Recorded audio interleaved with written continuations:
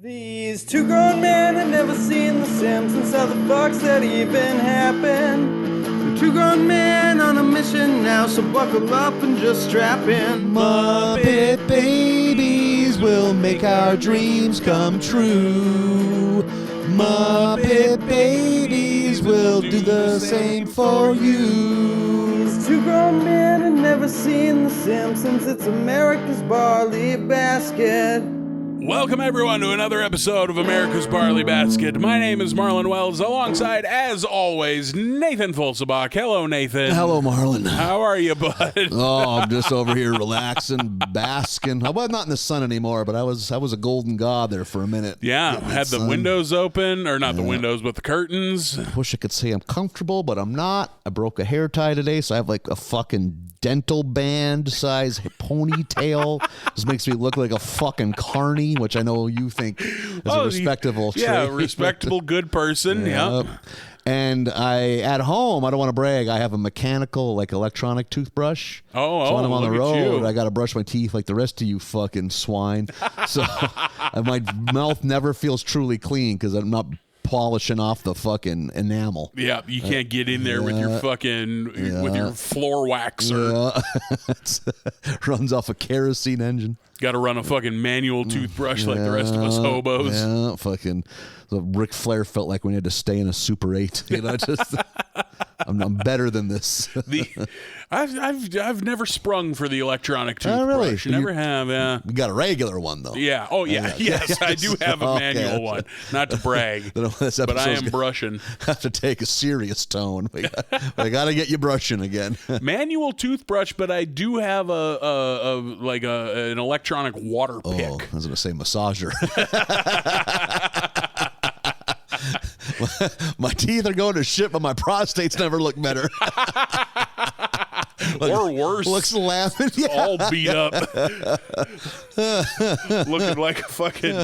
looking like a walnut. Yeah. You massage it so much it's becoming translucent. You could see the inner workings of it. It's like a 80s phone with a clear shell. Looks like when you lay a fucking paper towel on a piece of greasy pizza. So I come here and dab my greasy pizza. The most non-casual of encounters. Oh God. No, but no, I got an electronic water pick. I'm over that flossing shit. I just blast it. Get in there and blast that shit. You think it does out. As good as flossing? Oh hell really? Yeah. Absolutely. Yeah. You bleeding afterwards? Oh yeah. Okay, yeah, there we go. You'll get in there, really cut shit up. Yeah. Ruin your night. Don't use it on your prostate, I've learned. Probably got to build a tolerance. Maybe that's it. Maybe I just quit before I hit the diamonds, you know. Keep digging. Well, your next door neighbor hears when you finally hit pay dirt. Ka-ka-ka-choo.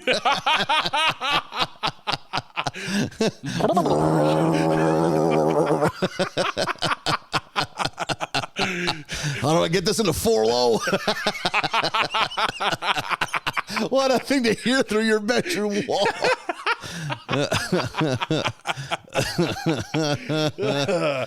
Fucking horse sneeze in that apartment. Knew I didn't regret running 220 in here. You gonna be doing some welding in here? What kinda? Yeah. I like the way your mind works. You and the boys are doing some welding tonight if you want to come over. Oh, God. Bring your own mask. Bring your own helmet. Oh, God. Don't look right at it. Yeah. You got our guy? I wish. He's our guy. You can't see when you close your eyes. Oh, God. Oh. We worked ahead the last couple of weeks on the podcast, so this is the first one we're doing since Thanksgiving. And I got to say, brother, you really missed out on a lot of lutefisk at the Thanksgiving. Oh, really? I should have brought some back for you. I should have, but there wasn't much left over. Oh, really? Oh, yeah, we'll fuck up a bunch of fucking... No shit. Everyone's on board? Oh, man, just wrecking that soft fish. No one is just like, what are we doing? Nope. Like, we fucking... We got a bag of cookies in the kitchen. What are we eating? Fucking. Well, we had cookies also. It's not like it's the only thing any of us are eating. Fucking formaldehyde-soaked fucking fish. Jesus Christ. Oh, it's so good. God damn it, did we just ruin. I bet we ate fucking 18 pounds of lutefisk. Oh, my God. I mean, I can't even knock it. I haven't tried it. I would try it, but it just, the smell, man. Good for you. It's so good. That probably is good for you. I mean, besides all the chemicals, but it's fish. Fish is good for you. Dude, chemicals. Look at what we eat on the road. You ate gas station corn nuggets twice last night. Coming and going. Now 100% no corn. No natural corn is used. It's always tough when you stop at the same gas station on the way to comedy and on the way back from comedy, so you see the same clerks 5 hours apart and just like, oh, you didn't change your diet in the last 5 hours, huh? Getting those late night corn nuggets of shame. Yeah, getting some shame nuggets. Look at this little corn slut. Yeah, I do need another scotcheroo, okay? I don't need you judging me. They're so fucking destroyed by that job. We're just amorphous blobs. Yeah, they don't even see faces. Yeah. Oh, they just want to see the debit card come out of the blob. Yeah. That means okay, another blob can step up. This blob is leaving. They've paid for their shit. We all just look like Mr. Blank from Dick Tracy. Jesus, what a reference. Ah. I remember liking that movie. I should Never watch that again. It. It's got Al Pacino. On the right age. Yep, Madonna. Young boy from Fargo, North Dakota, played his little fucking right-hand man. Oh, I think I did know that. Yeah. I wonder if it's still good. God, I don't know. I wonder if it was good then, actually. I don't think Warren Beatty made a lot of shit movies, so like he was kind of selective. He didn't make many movies, period, so. Yeah, that's true. I wonder. Al Pacino doesn't make a lot of shit. He's in that. True, yeah. I think Pacino really chews it up in that one, too. Yeah. What's that character's name? Big Boy. Big Boy? Yeah. Okay. There's Big Boy, there's Shoulders, there's Mumbles. Is Big Boy, does he have much like prosthetics or does he look like himself? I think he's got a big fake nose. I think right. Is the main thing. Yep, that sure sounds right. What's the guy that has a giant head and a little face? He's only seen during like a card playing scene. Yeah, I don't know his little face. I don't know his name. Yeah, probably. Yeah. Like I think all those characters are named pretty literal. Yeah. I just remember Shoulders because that's a stupid name for a henchman. Wonder if they're still making a weekly Dick Tracy. Fucking probably. Probably. You're the fucking comic strip guy. I fucking glossed over 90% of the non-funny shit. Yeah. I didn't need to know what Mary Worth is up to or fucking Rex Morgan, MD. Prince Valiant. Jesus Christ. I only ever read Garfield. And we didn't get a newspaper that had comic strips in it, but Grandma and Grandpa did. So, like, if I was ever over at their house, fucking pick it up, read 3 frames of Garfield, throw it back on the kitchen table. Yeah. You're missing out on the Beetle Bailey, the Blondie. Hagar, the Horrible. All suck to a fucking man. I'd still read them all, though. One of these decades, Family Circus is going to make me laugh. One day, Marmaduke is going to get up to just enough shit. Oh, my God, Marmaduke sucked. Jesus. Is every joke just, look how big this dog is? Yeah, or what did Marmaduke get into? Marmaduke. Should have put the pie on a higher windowsill. Marmaduke.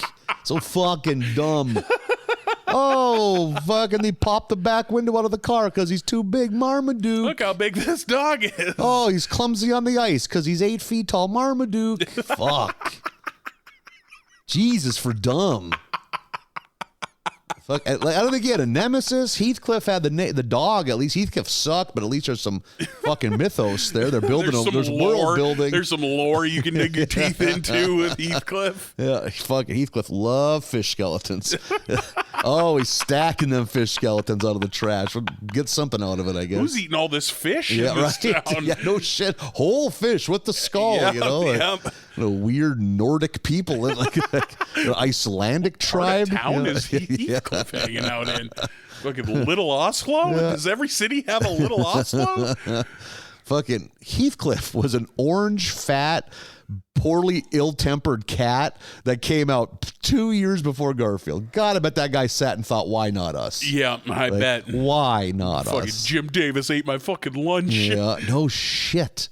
Within 3 years ain't nothing in comic book time. They measure shit in decades because they last forever. So to come up that closely with such similar concepts. Yeah. And I mean, there was a goddamn Heathcliff cartoon at one time. Yep. So Heathcliff is doing okay, but I mean, Garfield. Yeah. Fucking Jim Davis's fucking great grandkids won't be able to spend all that fucking money. Yeah, Jim Davis, I think, is obscenely wealthy. I wouldn't be shocked that if at his peak, if you had all of his wealth, he wasn't a billionaire.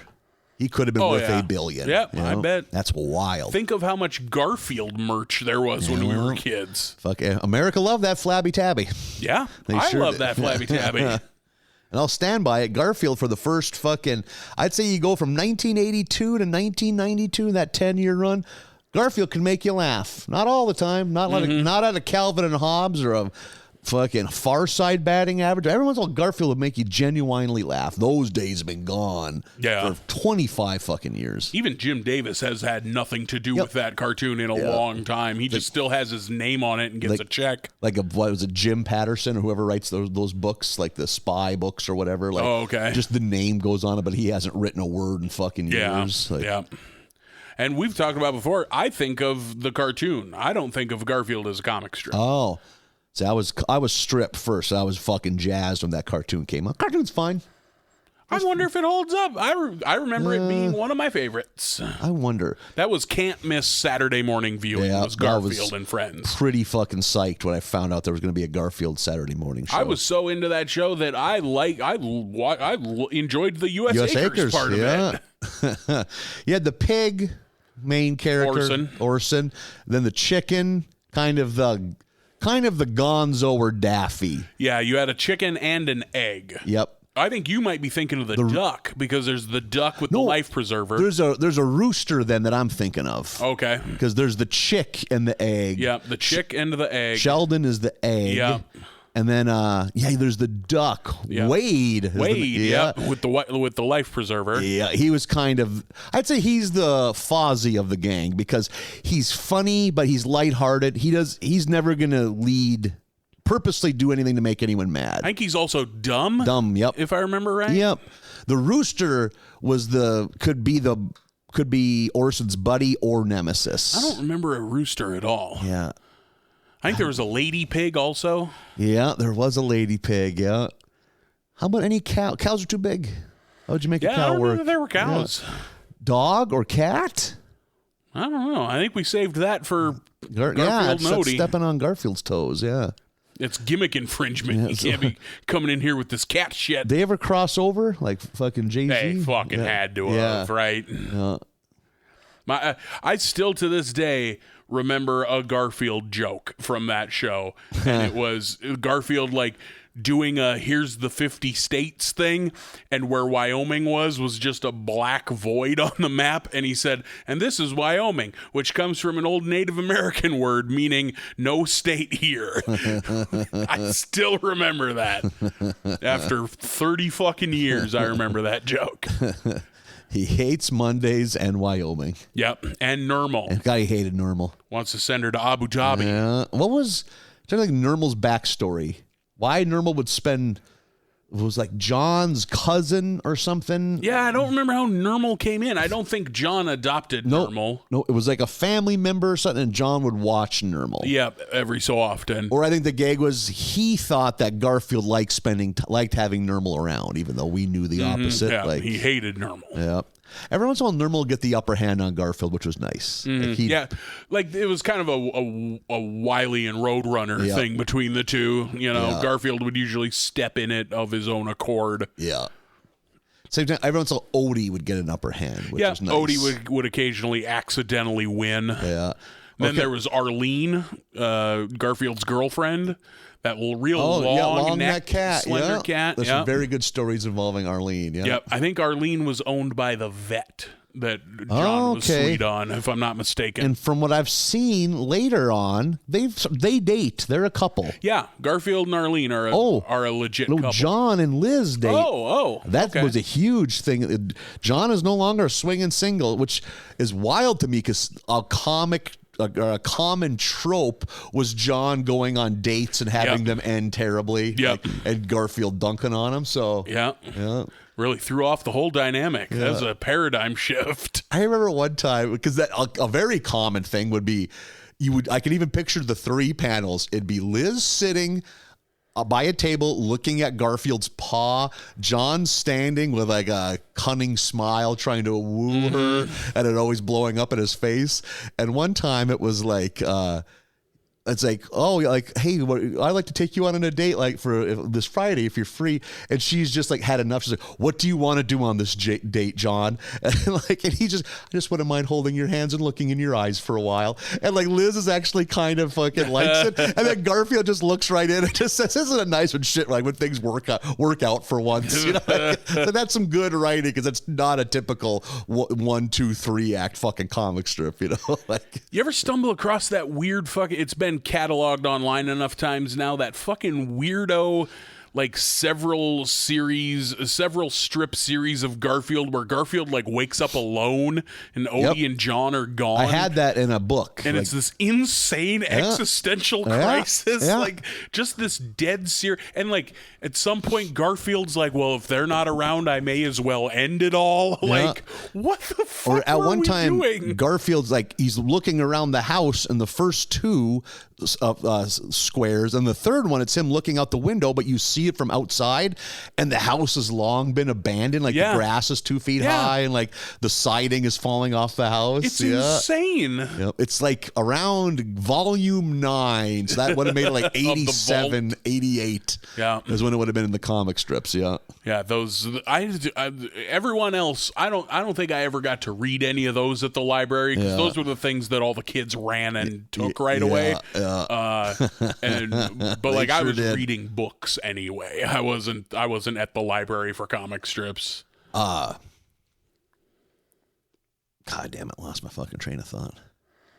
I had another Garfield comment to make. Oh, did you ever get into the online Garfield without Garfield? Garfield minus Garfield? Fuck yeah. Yeah, that was good. That was brilliant. Yep. Like if you just take Garfield out of it, then John Arbuckle is just an insane man. Either heartbreakingly lonely or alarmingly unwell. Because some of them, if you take Garfield out, it's just one frame of nothing, and then John walks in talking to a fucking sock puppet, and then the third frame is nothing. Or like, because that was a common thing. Garfield in bed talking to the reader about John. John comes in, does something ridiculous, and then he's gone. Garfield making fun of John. Garfield has something snarky to say. So you take Garfield out. Take him out. It's just nothing, John's insanity, and nothing. Oh shit! I remember my buddy Novak is the one who turned me on to Garfield minus Garfield. I remember like being at the radio station getting zero fucking work done for hours at a time. I, as a fan of Garfield minus Garfield, love it. I think it's the weaker of the two of the Garfield fucking pastiches that I've ever seen. Lasagna Cat, the video of Lasagna Cat. Insanity. I don't think I know Lasagna Cat. It is live action Garfield on no budget. So a guy with a very weird wig and the light blue shirt is John. A grown man in a beat to piss Garfield costume plays Garfield, and they reenact it. It's like.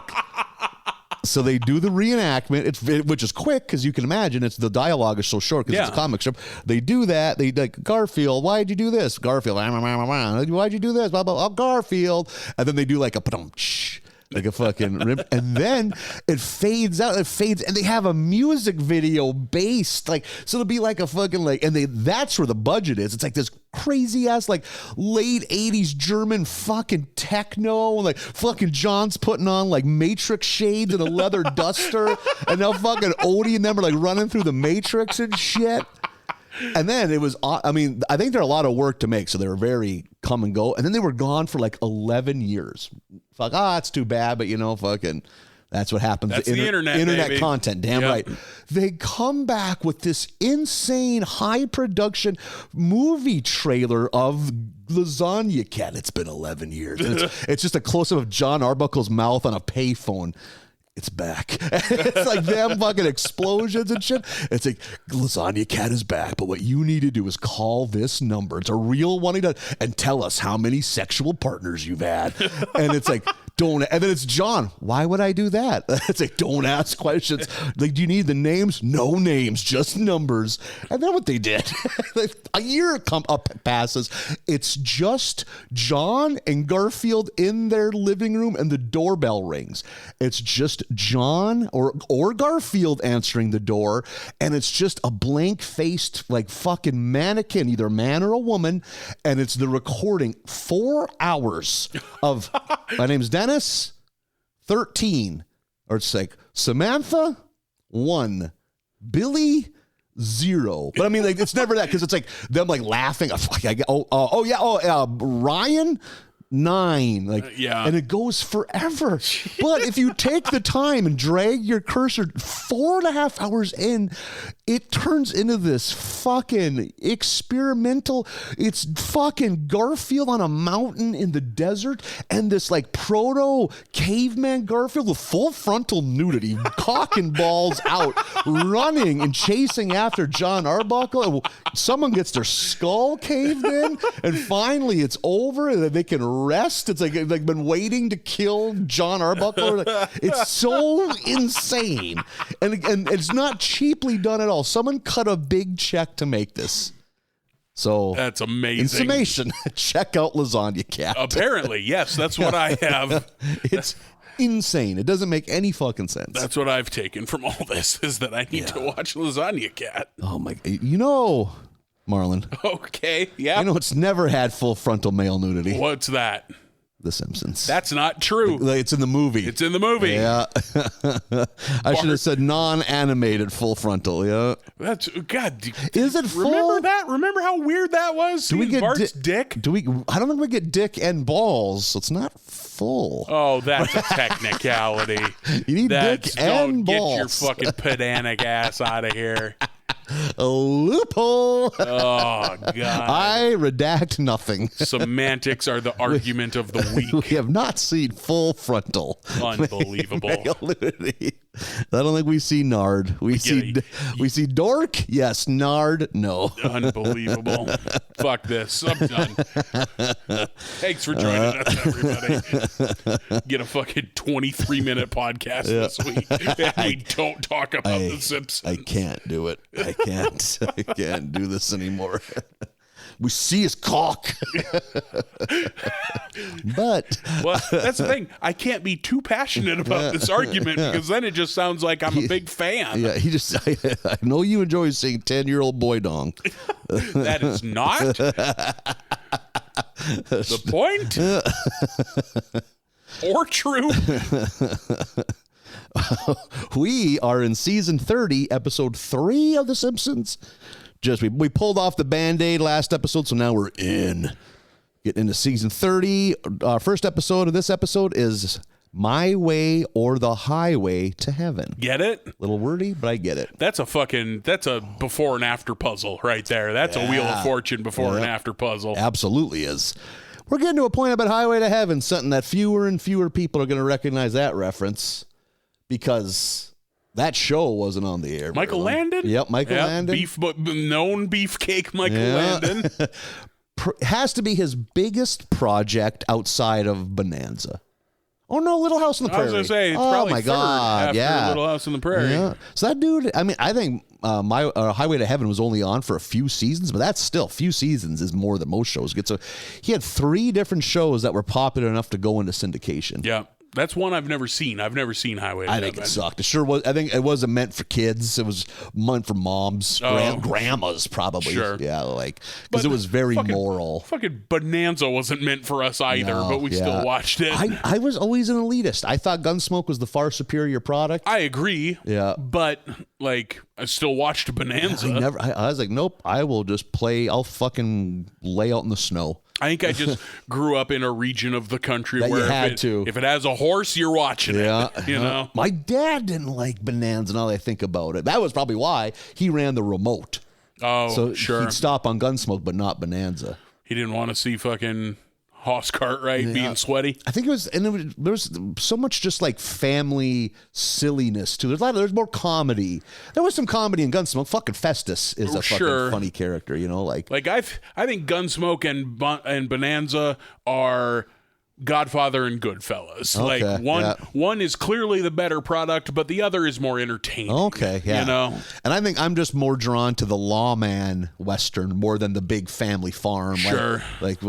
Because none of those guys were law, right? They were just... Oh, yeah, they were just ranchers on the Ponderosa. Yeah. Yeah, I was... Gunsmoke, Dodge City. And then, do we know where the Ponderosa is geographically?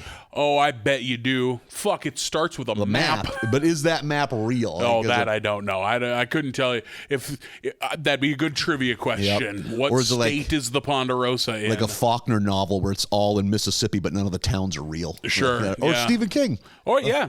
All that made up towns in Maine. Yeah. Real state, fake towns. Yeah.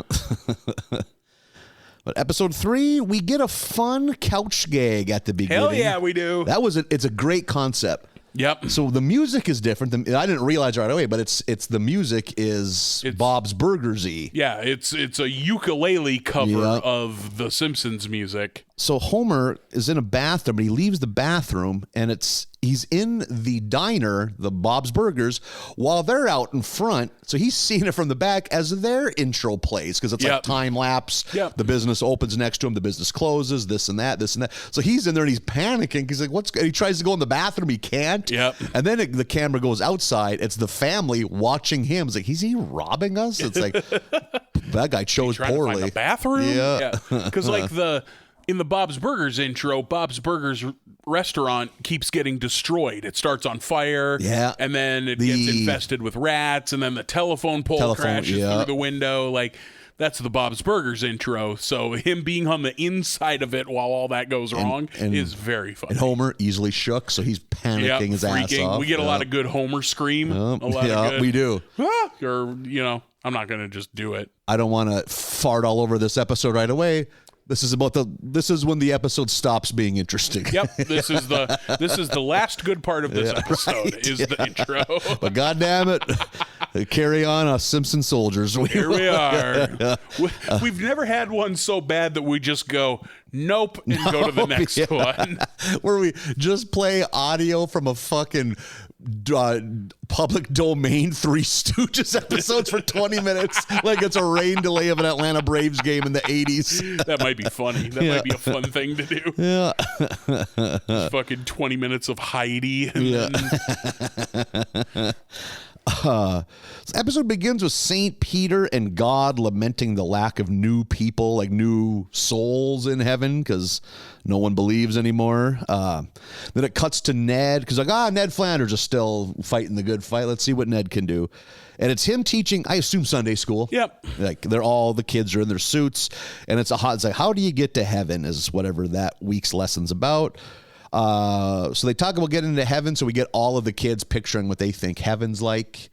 We get a Gunter appearance. Yeah. His is very Willy Wonka-y. He just envisions like drowning in a chocolate river and then going to heaven where he gets to drink out of a chocolate More river. chocolate river, yeah. What is Milhouse's? Do we see it? Because I know he's there. I don't remember. Yeah, again, because nothing is memorable in this one. Yeah, nothing really stuck with me this whole episode.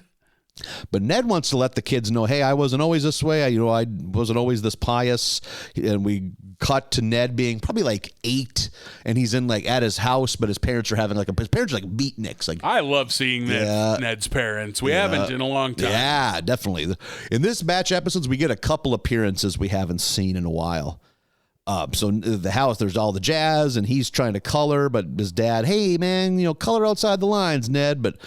And that's what Ned begins. Ned talks about becoming an adult. He does all these different seedy jobs. Like he works at like a brothel as the doorman or a strip club, I think is what it is.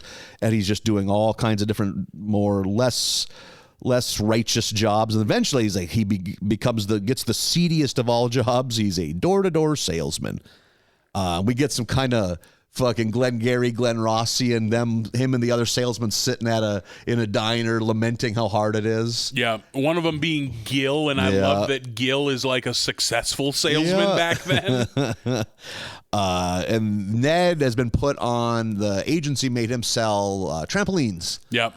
You're spring jockey. And they all tell him that you can't, no one buys them. It's a flop. You're not going to make any money. But it just happens to be that's when the Apollo landing was big. So everyone had bounce fever, I think. Yep. Yeah. And he's selling all sorts, and now he's treating everyone to pie because things are good. How exposed to you were trampolines in your youth? I didn't see one in the wild. Like, I never bounced on one until I was like fucking junior high. So as a little kid, one kid got one when I was in junior high. One buddy of mine at their lake cabin had one. Because I feel like there's a huge gap in trampoline popularity. Because like when I was a little kid, one of the neighbors with money had a rectangle one, that beige colored like Olympic style one. Oh, no shit. But they also had like a swimming pool. Yeah. Like it was immeasurable wealth. Yeah. And then I feel like there was 15 years before you saw another one, and it was the round black with the blue liner around the outside that you see now. I wonder if that square one, if they bought that newer, where those could be procured back in those days? School auctions from schools closing out, or schools deciding we don't want to get sued. Yeah, I could see it. If you told me that's where they got it, I would believe you. There was a gigantic one at our high school. It had been dismantled long before I was in school. That if you were a young guy that was in good shape and you were little and you could really get yourself bouncing, you could almost touch the fucking rafters in the gym. Jesus, that's dangerous. It had a ladder to get on. That's terrifying. Like it wasn't like fling yourself on. Yeah, insanity. No way. Yeah, I do remember the weird sensation if you bounced on a trampoline for hours as a kid and you got off of it, you couldn't jump. You're all like noodle-legged. Your legs are so tight, like your muscles are so shot shows that it's good exercise. Like your fucking legs get a workout. You think you and I could get on a fucking trampoline? I broke a spring on one as a senior in high school, and I've not gotten smaller. But you know what I think about it? That was just me I was roughhousing. My heel came down, and Hulk Hogan leg drop, and I broke a spring with my heel. Yeah, there was one kid in my class who had one, and like anytime you went over there, you bounced on the trampoline, and I remember not liking it. I think in the same way that big people don't like to be picked up, I also didn't like the trampoline for the same reason. The feeling, Like, I don't like this floaty feeling. My body's flailing too much. Yep. One of you is going to take a picture. That, and all the time, every time, you would like jump wrong with somebody else and just jam your fucking knee. Yeah. You had to be. There's a technique to proper tramping. Yeah. I think you and I should get up in that tramp life now in our fucking middle age. Build them calves. Get that definition. So Ned is living the high life, selling all these trampolines because they become a thing that every household wants. But then I think it's while meeting with the other tramp salesmen, like, oh, well, I don't know if you've heard, but these things, they build up static electricity. If someone bounces 500 times, it's going to explode and it can kill a kid. So the lawsuits are going to be insane and you're going to lose all sorts of money. So Ned now is fucking terrified of this happening. I think he hears on the radio while driving that a local Springfield boy is about to jump 500 times on the radio to set some kind of town record or something like that. That boy, a young Homer Simpson. I just didn't think that the age gap is weird to me. Well, yeah, it's crazy. Like it was at this point where I was like, no, what the fuck are we doing? Later in this episode, when I realize, it's just one of these episodes, I was like, oh, okay. Yeah. Like, that's fine then. None of this fucking matters. And so Ned races to the house. We get Grandpa just sitting there like tapping his foot, thinks it's all a waste of time. But there's like a crowd, and the radio station's there, and they're flipping on the board until he gets to 500, and we see the static electricity building up. No one notices it. And Ned jumps out of the car, and just as he's about to come down for his 500th, Ned flies in and spears him, knocks him out of the way, but fucking Ned gets zapped and pretty much dies. Yeah, as goes like to heaven. Yep. As a near death, meets Jesus. Do we get a Jimi Hendrix appearance? Which that's always nice. I think Jimi Hendrix is pretty overrated. I think it's tough for him because he has such a small catalog. I enjoy him, but fuck, did he put out 2 albums? I think. And then a million posthumous collections. Yeah. Like, I just don't. Maybe overrated isn't the right word, but he is not for me. Oh, really? And he used to be in my youth when I was 14 and I got a Jimi Hendrix best of. I was like, hell yeah. The ultimate experience. Yep. I remember that one was in a lot of cars, CD books when I was a kid. But like looking like. Purple Haze and Foxy Lady. I fucking hate Foxy Lady. Really? Oh man. God, I think that song is so dumb. Fucking love it. I like All Along the Watchtower and Castles Made of Sand. Hey Joe. Nope. Oh, really? No. Oh, man. Not at all. Or Purple Haze. What? Yeah. This is ridiculous. They're hot takes. They are. Our numbers are going to shoot through the roof. I like All Along the Watchtower. I thought you were going to say something really hot. National Socialism. And we can't like him. The brave soldiers of Patriot Front. Kanye West. That's the hottest one right now. I love All Along the Watchtower, Castles Made of Sand, and Crosstown Traffic. Oh, yeah. God, Crosstown Traffic. So it's funny. I say I like him. I listen to him once in a blue moon. So I don't love him, but I like him. Yeah, those are my 3. And fucking nobody knows Castles Made of Sand. I love that song. I would have to, yeah. But he's weird because he had such little output. He died young. Very young. Like he's in the 27 Club, isn't he? Yeah, you're right. Yeah. And like, unlike some rockers, maybe not quite of his ilk, like this generation before, he wasn't cranking out hits as like little Jimi Hendrix at age 17. Right. You know, he was a grown man before he became super famous. Like, yeah. It's not for me for the most part. I bet he had like a 3-year window, 68 to 71. I bet 4-year. Like, I will, if I hear Foxy Lady come on, I will get angry and turn the channel as quickly as possible. I mean, I listen to all those big hits enough. I don't fucking seek them out anymore, but I still like them. Hot takes. Look, and we're only in the first episode. Yeah. Kanye's Graduation album is very good. Anything else about him you appreciate? Nope. Said I'm a Nazi on the Alex Jones show. Yeah. Made Alex Jones look like Alex Jones. You could tell the clips I saw was like kind of panicking. Like, well, you're not saying like giving him an out. Just to clarify, he's not saying he likes Nazis. And then Kanye goes, I love Nazis. I'm a Nazi. Like what? Yeah. Like when Alex Jones is the voice of reason, kind of like trying to help you. Like, you don't want to do this, brother. Like, when you can make Alex Jones look like a centrist on his own show. Yeah, when you can make Alex Jones look like Jon Stewart, you are off the deep end. That's the one thing I'll give Alex Jones is he maybe doesn't believe it all, but he believes he's doing a good in the world. So having someone on there saying that's one thing about that guy, not a Nazi. Say what you want about Alex Jones, because Nazis that's government power. Yeah. He's very anti-government power. So like, I'll give him credit. Like, he wouldn't just say whatever. He wouldn't just do whatever a celebrity like Kanye wanted because it can give him views. Right. He cares about his product that much. It's like, nope, I'm not going to have a guy on here espousing this shit. So I doubt we'll see him on there a bunch. But and you could tell he was like flustered. Like, wait, what? Like, this is what you like. Because he thought he had like a kindred spirit, which they are on a lot of shit. But it's been a hell of a week. Yeah. It's at a place. Does he need help, or is he just a shitty person?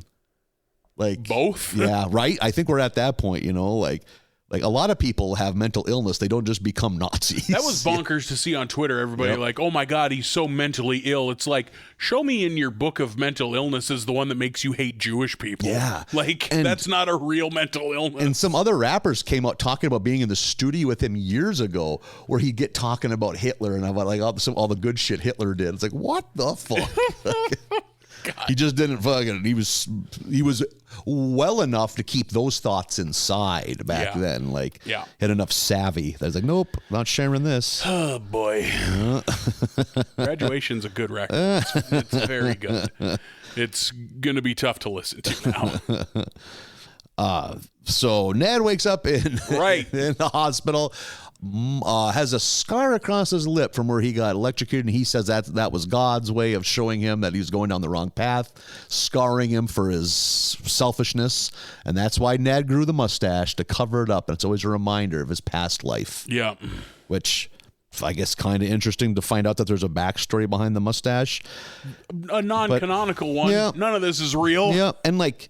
One question, Ned, is he still ripped? We haven't seen a shirtless Ned in a while. Oh, yeah, we haven't form-fitting stupid, sexy Flanders in a while.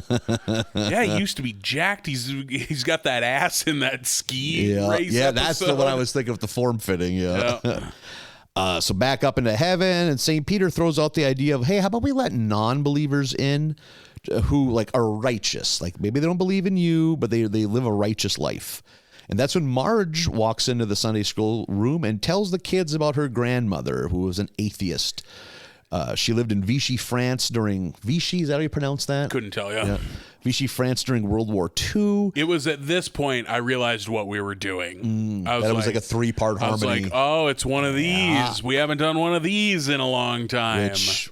hope we can keep it that way. I'm pretty sure you and I talked about within the last couple of weeks, boy, we haven't seen one of those weird 3-part Chronicle episodes in a long time. What we really haven't seen in a long time is a flashback. Yeah. Which I think God. That was the thing early on, because it's a budget. I'm sure the budget wasn't great, so that was a way of stretching your dollar. I think those, and plus flashback episodes by this point are so out of fashion. Good point. Very good point. Marge's grandma, I'm just going to call her Marge because she's Marge. She's the exact same person, just has a French accent, is married to Mo, who is a bar owner who is, of course, a collaborator with the Nazis. Yep. Like Kanye. Yep, exactly. He's the Kanye of Vichy, France. She finds out that 5 American paratroopers are hiding down in the wine cellar, and it's just at that time some Nazi brass arrived to enjoy a fancy French meal. So they come down there, they find them there, but they're like, oh, these are our new servers. And Mo knows something's up because I think maybe the Lenny character has a shitty accent or something like that. Yep. Like... And it's like, if one of them is like some kind of funny line where it's like, sure, this is a ragtag group of people, but if you need someone to know where to put the fish fork on these are the guys you want. Yeah. And they're doing their best, trying to do to hide from the Nazis that they're paratroopers. But eventually one of them fucks up enough that they know something's up. The Nazis are try to flee, but like they start singing the French national anthem, and that gets all the townspeople riled up. Yep. So now they're kind of trapped in the restaurant. And I think it's like the head of whatever the highest ranked officer grabs Marge, is going to use her as like a kidnap victim to get out of there. And that's when shit goes tits up, and she just shoves like a cheese knife in his throat. Yep. And then the rest of them just kill a bunch. Very Treehousey in levels of violence here. Yeah. But still comedic. Like at one point, Barney fucking breaks a big baguette in half and stabs 2 Nazis through the chest. And Mo, even though he's a collaborator, he joins in because they're attempting to steal his wife. A couple of them burn to death. So it gets very violent. And then France Marge and France Mo rekindle their relationship, and that's that with that story. Yeah. Because by now we know, there's another story coming. Yep. And that's when Lisa walks in. Also, quickly, sure. Casting Rainier Wolfcastle as the head Nazi was pretty good. And good to see him. Yeah. Like we've talked about before, kind of the only redeeming quality of these is seeing who they cast in what. Yep. And I thought that was obvious. I mean, it's obvious if you were to think about it for a second, but it is very good. It's wild. This show has lasted so long. When they started this, Arnold Schwarzenegger was like the biggest action star in the world. Yeah. We are fucking 18 years old from him being an action star at this point. Yeah. He's been the governor and not the governor for 15 fucking years by now. It's wild to think of. So the third one, Lisa walks in and she's going to tell him about the ways of Buddhism, which, Jesus Christ, pretty fucking open-minded Sunday school. Is like, is Lovejoy on vacation? Just right. What's going on? Hey, kids, let's tell you about the virtues of atheism. Or how about Buddhism? So we get Lisa as Sid Martha. Yeah. Which I've heard of Siddhartha. Remember Sid Martha too? No idea. Yeah, who knows? You know what? This episode sucks so much it wasn't worth Googling. Right. So just fucking grit your teeth and get Precisely. through. So she is some kind of princess that's has opulence beyond imagination. They live in a giant palace. Yep. Homer and Marge are the king and queen, and they just bury Lisa. It's like, oh, I got you a pony. Oh, you got me a pony. Oh, wait, 50 ponies. And it's like, well, so that's somehow worse than no ponies. Yeah. And she goes to Bart. Well, this was kind of funny. Bart playing like the version of an online game, but it's actually real humans he's having fight. Yeah. Like their armies out. He's holding up like placards to show them what to do. It's like Clash of Clans kind of thing. Yeah. And Bart's like, what do you mean? Like no, like, don't you ever get sick of the opulence? No, then I just go to the decadence. Yeah. That's fun. And Lisa just can't find joy. She's got turmoil. So she decides to, I'm sure this is based off some kind of story from Buddhism. Yeah, I wouldn't doubt if this were... Yeah, pretty much how it goes. Yeah. Yep. So she decides to hide herself as a poor peasant boy and goes out into the world. I almost said I bet this is Buddhism's origin story, except I bet they don't call it origin story. Like a DC comic book. Right. Religions are not comic books. Yeah. So it's basically just her out in the world, more in the rural areas, and just trying to find some kind of enlightenment. She's looking, she can't find it. But then finally she just finds kind of like a meadow and sits by a tree and starts meditating. And that's when her third eye opens and she achieves enlightenment and just, magical. We get like a Lisa mental freak out of like her third eye opening. And we see all these bright colors and shit. And then fucking...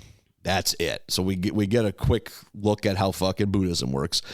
Cut back to heaven, and they're like, well, we can let Buddhists in too, I guess. And that's when God's like, how about we just let everyone in that's not awful? And then they just open the floodgates, and we see all these, some Simpson characters, some very tertiary Simpson characters that you see once, like you pause, like, oh yeah, I kind of remember that person. And the gag is that Burns is there. He's like, wait, I'm here. It's like, you were Smithers' +1. And he said, like, I want to, like, I don't want to be anyone's +1. And then he goes back to hell, goes to hell. Yeah. And that's it. Ugh. My notes, woof. Bad episode.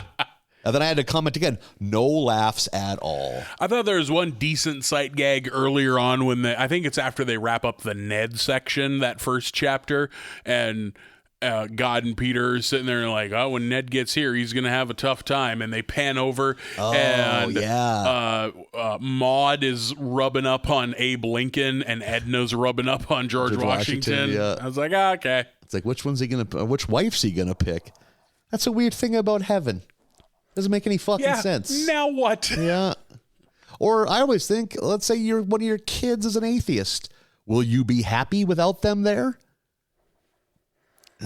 It's almost like you shouldn't look at it too closely, you know? That's the kind of questions I'd ask my pastor and give him a fucking ulcer. It's like, just do the sermon reports, man. Just get it done. Just get it done, man. How much money I make? So little. Not enough. Yeah. I'm the fucking... I'm a rural North Dakota priest. I preside over 5 fucking churches. Leave me alone. Yeah. You know how much driving I do in fucking shit weather in a rear-wheel drive Dodge Caliber. Man, just enough, please. Episode 4, you brought up the Treehouse. Here we are, Treehouse of Horror 29. Getting to that big 3-0. Yeah.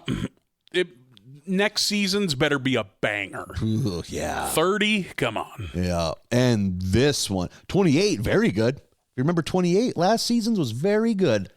I don't remember it, but I believe you. It was one of the few where all 3 stories were solid. I think that was the one with Maggie Exorcist. Yeah, it was like, holy shit, we're at the 28th of these. We haven't done an Exorcist one yet. Yeah.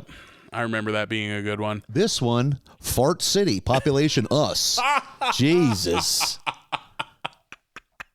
But again, we will still doggedly review it. Yeah. We start off with the fun intro. I like Lovecraftian shit, so I was here for this. The best part of this fucking whole thing. They're in Fogberryport in Maine or Massachusetts, whichever, same thing. And we get the camera going through the graveyard. You pause and read the tombstones. Yeah. There's only one worth writing down, and it was thinking Nazis were dead. Yeah. It's very fun. Yeah. We can't get away from Nazis in this episode, apparently. Homer going to take part in an oyster eating contest, but it's just a ruse to sacrifice him to Cthulhu. Yeah. All the people turn into fishmen. And Homer is like, no, you promised me a fucking contest, and he beats Cthulhu in an oyster-eating contest, and then the family eats Cthulhu. Yeah, it's something like the laws of Flyers state you must honor it. And that apparently holds up in Cthulhu court. Yeah. In the other underworld. Oh, well, a flyer is a flyer. We have to honor the man's wishes. Pretty decent Cthulhu as far as animation goes. Yeah. It looks like Cthulhu, but also looks like The Simpsons, you know? But he falls over and pukes and a fucking like merry-go-round comes out of him. There's people on it. You think you could take it to the hole in a fucking oyster eating contest? I couldn't do any eating contest. Oh, right. You're not a fast eater. Yeah. Or a quantity eater, really. Yeah.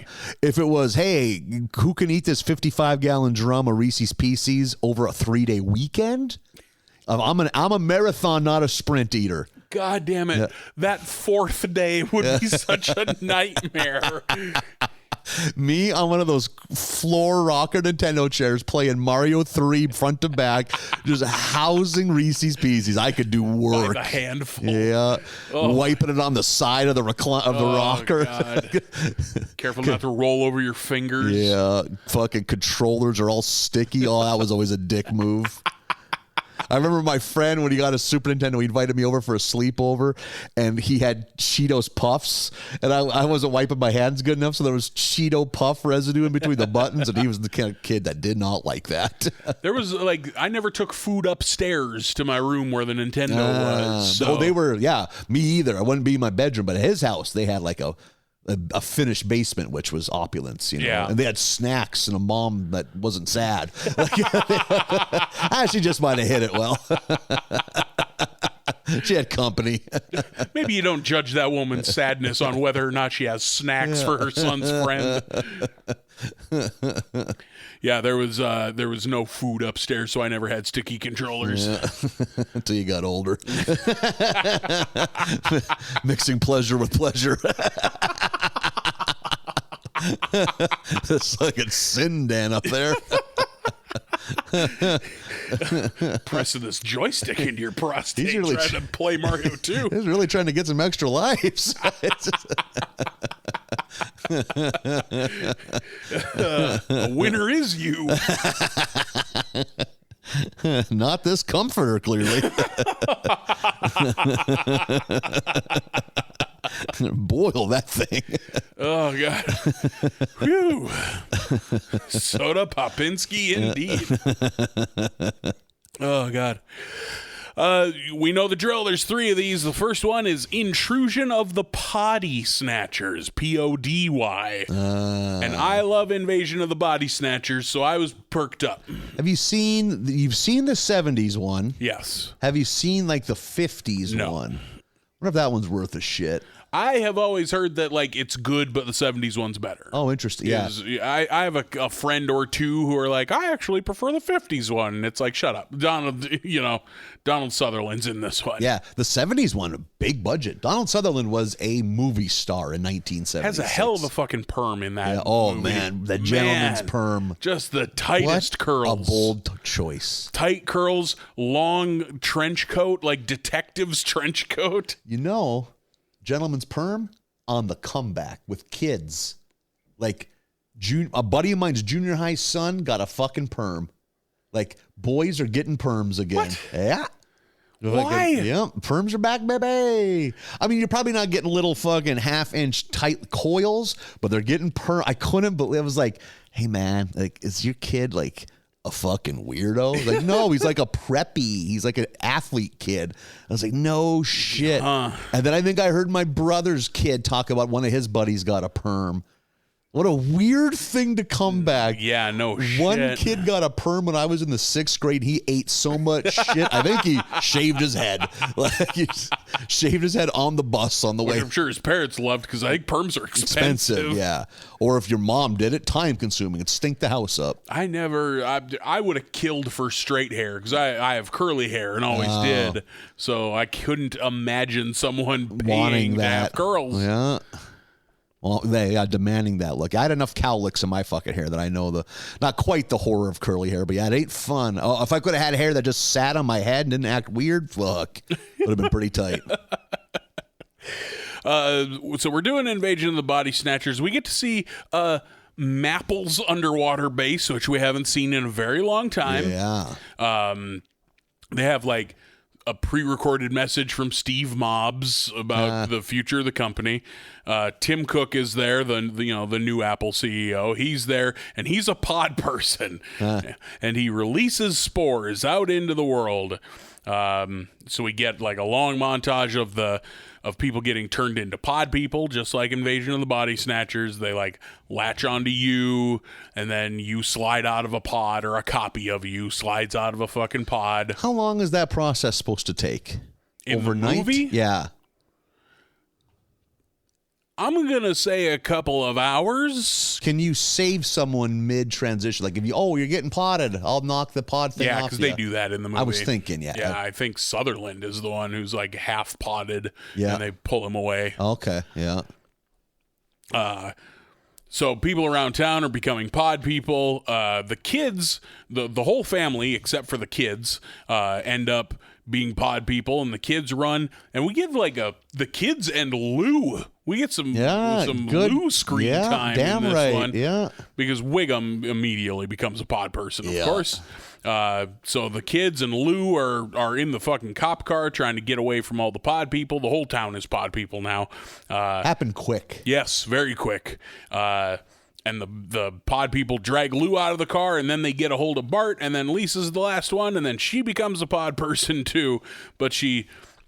So her eyes close, and then when they open again, everyone has been transported to this utopian planet where the pod people, who are like plant people, the plant people make the pod people, I guess, these aliens, and here's this perfect world that we brought you to. That's the end of that. Yeah, no good laughs. It's like, why? What? Because usually they'll have a swerve at the end of these. And I think like one of them is explaining all the great shit that they have and how much you're going to have fun. And Lisa just slowly smiles less and less, like she's annoyed. Yep. Or the one gag is like, oh, I'm a vegetarian. And they're like, what? Because they're plant people, so that's an affront to them. It's like, just kidding. Here, have a piece of my ass. Yeah. Which is very crass and not that funny. I was so excited that we were doing Invasion of the Body Snatchers. Fucking dud. We get the next one, kind of gets a cold start before you get the title right away, but we get a cold open here. Did we ever see a title? Yes. Oh, really? Yeah. Bart and Nelson and Milhouse all wake up in what seems to be Saw, and I was like, okay, this is super late, but you guys are finally doing a Saw. All right. Because they wake up, they're in a basement with a filthy mattress, and they're all chained to pipes and whatever. And Lisa comes in, and Lisa is crazy. She's all like multiple personalities, switching back and forth. She has them all locked up, and this is where we get the title card, which is, it's so dumb. It's multiplicity. You're right. I saw that, and it is dumb. Is this supposed to be based off of the movie Split, which I never saw? Oh, no idea. I think that's what they're going for. Okay. Because the timing would be right. You know what's a great movie is Multiplicity with Michael Keaton. Not a horror movie. No one chained in a basement that I can remember. Not that I remember. Yeah. But Multiplicity is a very funny movie. Probably towards the end of Michael Keaton being a regular movie star. Probably one of the last things he was the face on the poster for. What year you think that is? 99? I would say 97 or 6, maybe. Wasn't he in that family movie where he dies and is reincarnated as a snowman? Jack Frost. Yeah. I think that was the death knell. I think that's the last thing he did up until fucking Birdman or his cameo on 30 Rock. Yeah, he took a big break, and then, like Birdman, but even then, it's not like that was like a big money maker, Just right. Like it was just a critical acclaim. Yeah. Huh. Interesting career. Originally, stand-up comic. Yep. Made it as an actor so quick, he just, guess I'm not a comic anymore. Guess I don't need to do comedy anymore. Because for him, he never even became famous. Right. He was never he never had a special or anything that I know of. No. He got it as an actor before he got it in stand-up. You got to dig to find his old stand-up clips. Yep. I wonder, is he the only famous person that had that career arc? Everyone else, I feel, got famous, at least semi-famous as a comic. Comedy, yeah. He's probably, I bet if you did it just by money or recognition, Adam Sandler is probably a bigger comic to movie star. But I bet Michael Keaton's in the top 5. Mm-hmm. Oh, damn right. Maybe we've discussed this before, but Andrew Dice Clay never had any interest in stand-up comedy. That was never a passion. He thought that by doing that, the Andrew Dice Clay character was so interesting and would become so popular, which it did. It did. But he thought this will just be a way for me to become a name, and I can become a respected actor. Huh. Isn't that interesting? That is. And one thing I never knew about I just read an article about this. He had a window of his peak fame to joke timeline is Vanilla Icean in its shortness. Huh. He went from headlining Madison Square Garden to being looked at as a fucking as a flash punchline in the pan, almost like, what it almost fucking mirrors perfectly on a timeline? Hair metal to grunge. Oh, so in 1990, and he was gone. You were huge. In 1991, you're a has-been, faded relic of the 80s. I never knew that about him. He went and fucking became just could still headline an A room, but would never play a theater. And 6 months before, he fucking sold out Madison Square Garden 4 nights in a row. Yeah. Think how weird that would be. And struggled. I think he had one failed sitcom in the mid 90s where it was CBS. That sounds right. Yep. CBS's attempt at a Roseanne. The woman was more of the star than him, but he was the John Connor. He was the husband. And now he's vaguely back. He's on something and people are like, oh my gosh, he's so great on this show. I think he had a good role in A Star Is Born too. Oh, okay. He's a dramatic actor in that. Yeah, I think he's on some prestige show You're now. right. Where I don't know people what are it is. Oh my God, Andrew Dice Clay. Much like Louis Anderson had that turn on Baskets where everyone was like, holy shit, he's amazing. Yeah. Andrew Dice Clay, it's weird to listen to, but that fucking Day the Laughter Died album is so fucking bizarre. And I think the thing with that is he was so hot when they thought of it. It's this would be a fun thing to do. Yeah. But it came out when his star was crashing, and people that weren't in on the joke were like, look how fucking terrible he is. Even his fans, not knowing that the setup for that was he's performing in a room that doesn't want to see him. Right. Kinda, yeah. I think it's interesting. It's a smart idea. It's a very cool academic thing. Yeah. Yeah, record yourself in the worst possible situation, see what the bomb is like, Yeah, it is a fucking uncomfortable lesson. There are parts of it that are so tense. Yeah. There's an Iggy Pop live recording that's that way. He's performing for a bunch of bikers that didn't want to see a nearly naked Iggy Pop writhe on stage, and he's in the throes of heroin addiction. I was going to say, didn't want to see a 80-pound man cut his chest open with a beer bottle. And he hates all those people and himself and the band and music, and the animosity and the rage is fucking palpable through your ear holes. It's Jesus, I'm glad I'm not there. I remember coming up, becoming a fan of Iggy Pop kind of in my late 20s and being like, this is the guy that sings Lust for Life, this fucking this happy song that's in commercials. Yeah, This is the guy. Or every story you meet him off stage, he's this polite Michigan, Midwest, middle-aged man, like 50-something years old. Then he goes on stage and is fucking cocaine Tarzan for 2 hours, comes off stage, picks the glass out of his chest because he's fucking taking heat like an ECW wrestler, and just, heck of a show. I hope you have fun out there. Like, I'm supposed to follow that? Like, give me a break. Oh, God. I really like that record he put out, Post-Pop Depression, that it's him and Queens of the Stone Age. Yeah. Because it sounds like, what if Iggy Pop was the front man for Queens of the Stone Age for one night? And it's awesome. Yeah, that's a good idea. Yeah, it's very good. So, multiplicity. Oh, God, I hate it. Lisa is crazy and going through all these multiple personalities at the breakfast table, and the family's all scared of her. We get back into the basement that the boys are locked in, and she just lets them out, I guess. Yeah. And they walk through like a hallway of dismembered doll parts, and then they're in the recycling warehouse, and she kills Milhouse and Nelson. How does Nelson die? Milhouse gets pushed in like a newspaper compactor. Yeah, a newspaper bundler. Yeah. And I don't remember how Nelson dies. Oh, the magnets. And the magnets drag the forklift through him. Pitchfork through him. Yeah, or not the pitchfork, the forklift fork. Yep. That's very funny. Clever death. Yep, that was a good one. And so Bart's kind of begging for his life, and Lisa's like, why are you doing this? And Lisa reveals that we get like a flashback of Bart finding her test laying in the hallway, and he changed a bunch of answers to make it so she gets an F. And we see Miss Hoover, grading papers at the dinner table, and she's just like, listen, I know that this wasn't hers, clearly, obviously, but I don't care, and gives her an F. Mean-spirited woman. Yeah. And Duffman is there because she's Stuppin's Duffman. Yeah. And he's the one that's being like emotionally neglected. Yeah. We get Duffman a couple of times in this batch, which crazy. We haven't seen Duffman in how long? And I don't know if it's always been there, but one little detail with Duffman, I love that whenever he moves, you can hear the beer sloshing in his belt cans. Yeah. His belt bandolier. Oh, it cracks me up, and I don't know why. It's very simple, but I think it's very funny. Yeah. So Bart apologizes for this, and Lisa just changes back to regular old Lisa.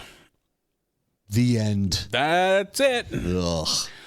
This last one, my favorite of the three, but I also didn't think it was great, is Geriatric Park. Funny it took this long to get a Jurassic Park one. Yeah, agreed. Because they've been leaning not horror often. So funny that they didn't go for something like this earlier. We got a lot of Jurassic Park references in the episode where the family goes to Itchy and Scratchy Land. Like they go in via helicopter and everything, and it's got the logo on the side. Yeah, good call. Good call. But as far as embracing this horror part, no, we didn't.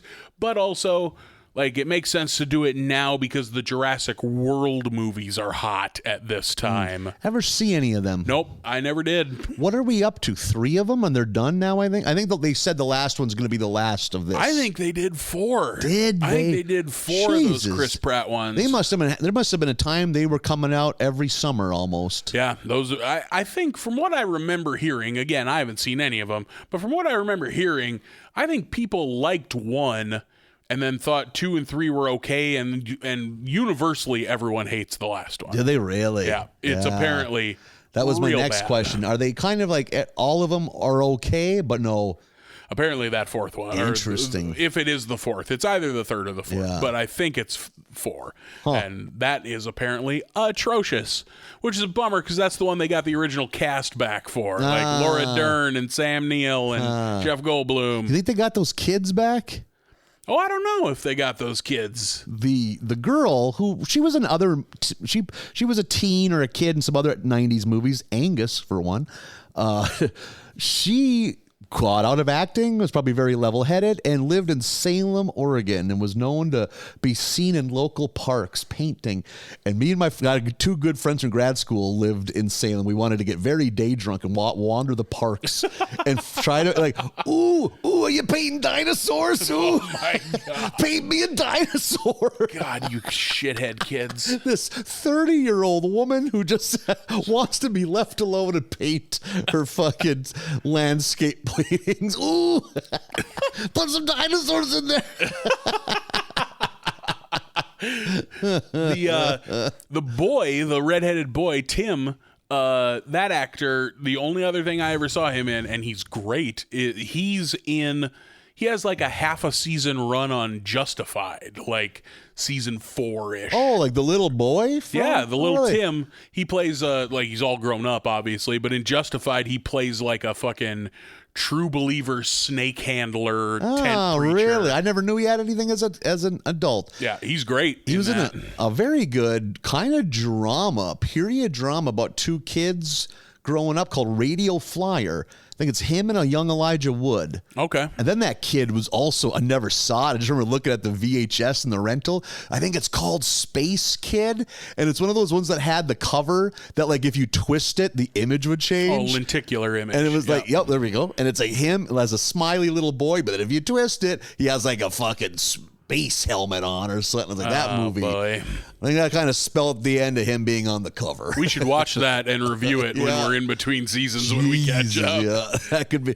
I don't know. It's probably just forgettable. Rarely are movies bad enough to be enjoyable. Yeah, that's a hard thing to jump. Everything falls in that middle ground of like, this isn't bad enough to dunk on and it's not good enough to enjoy.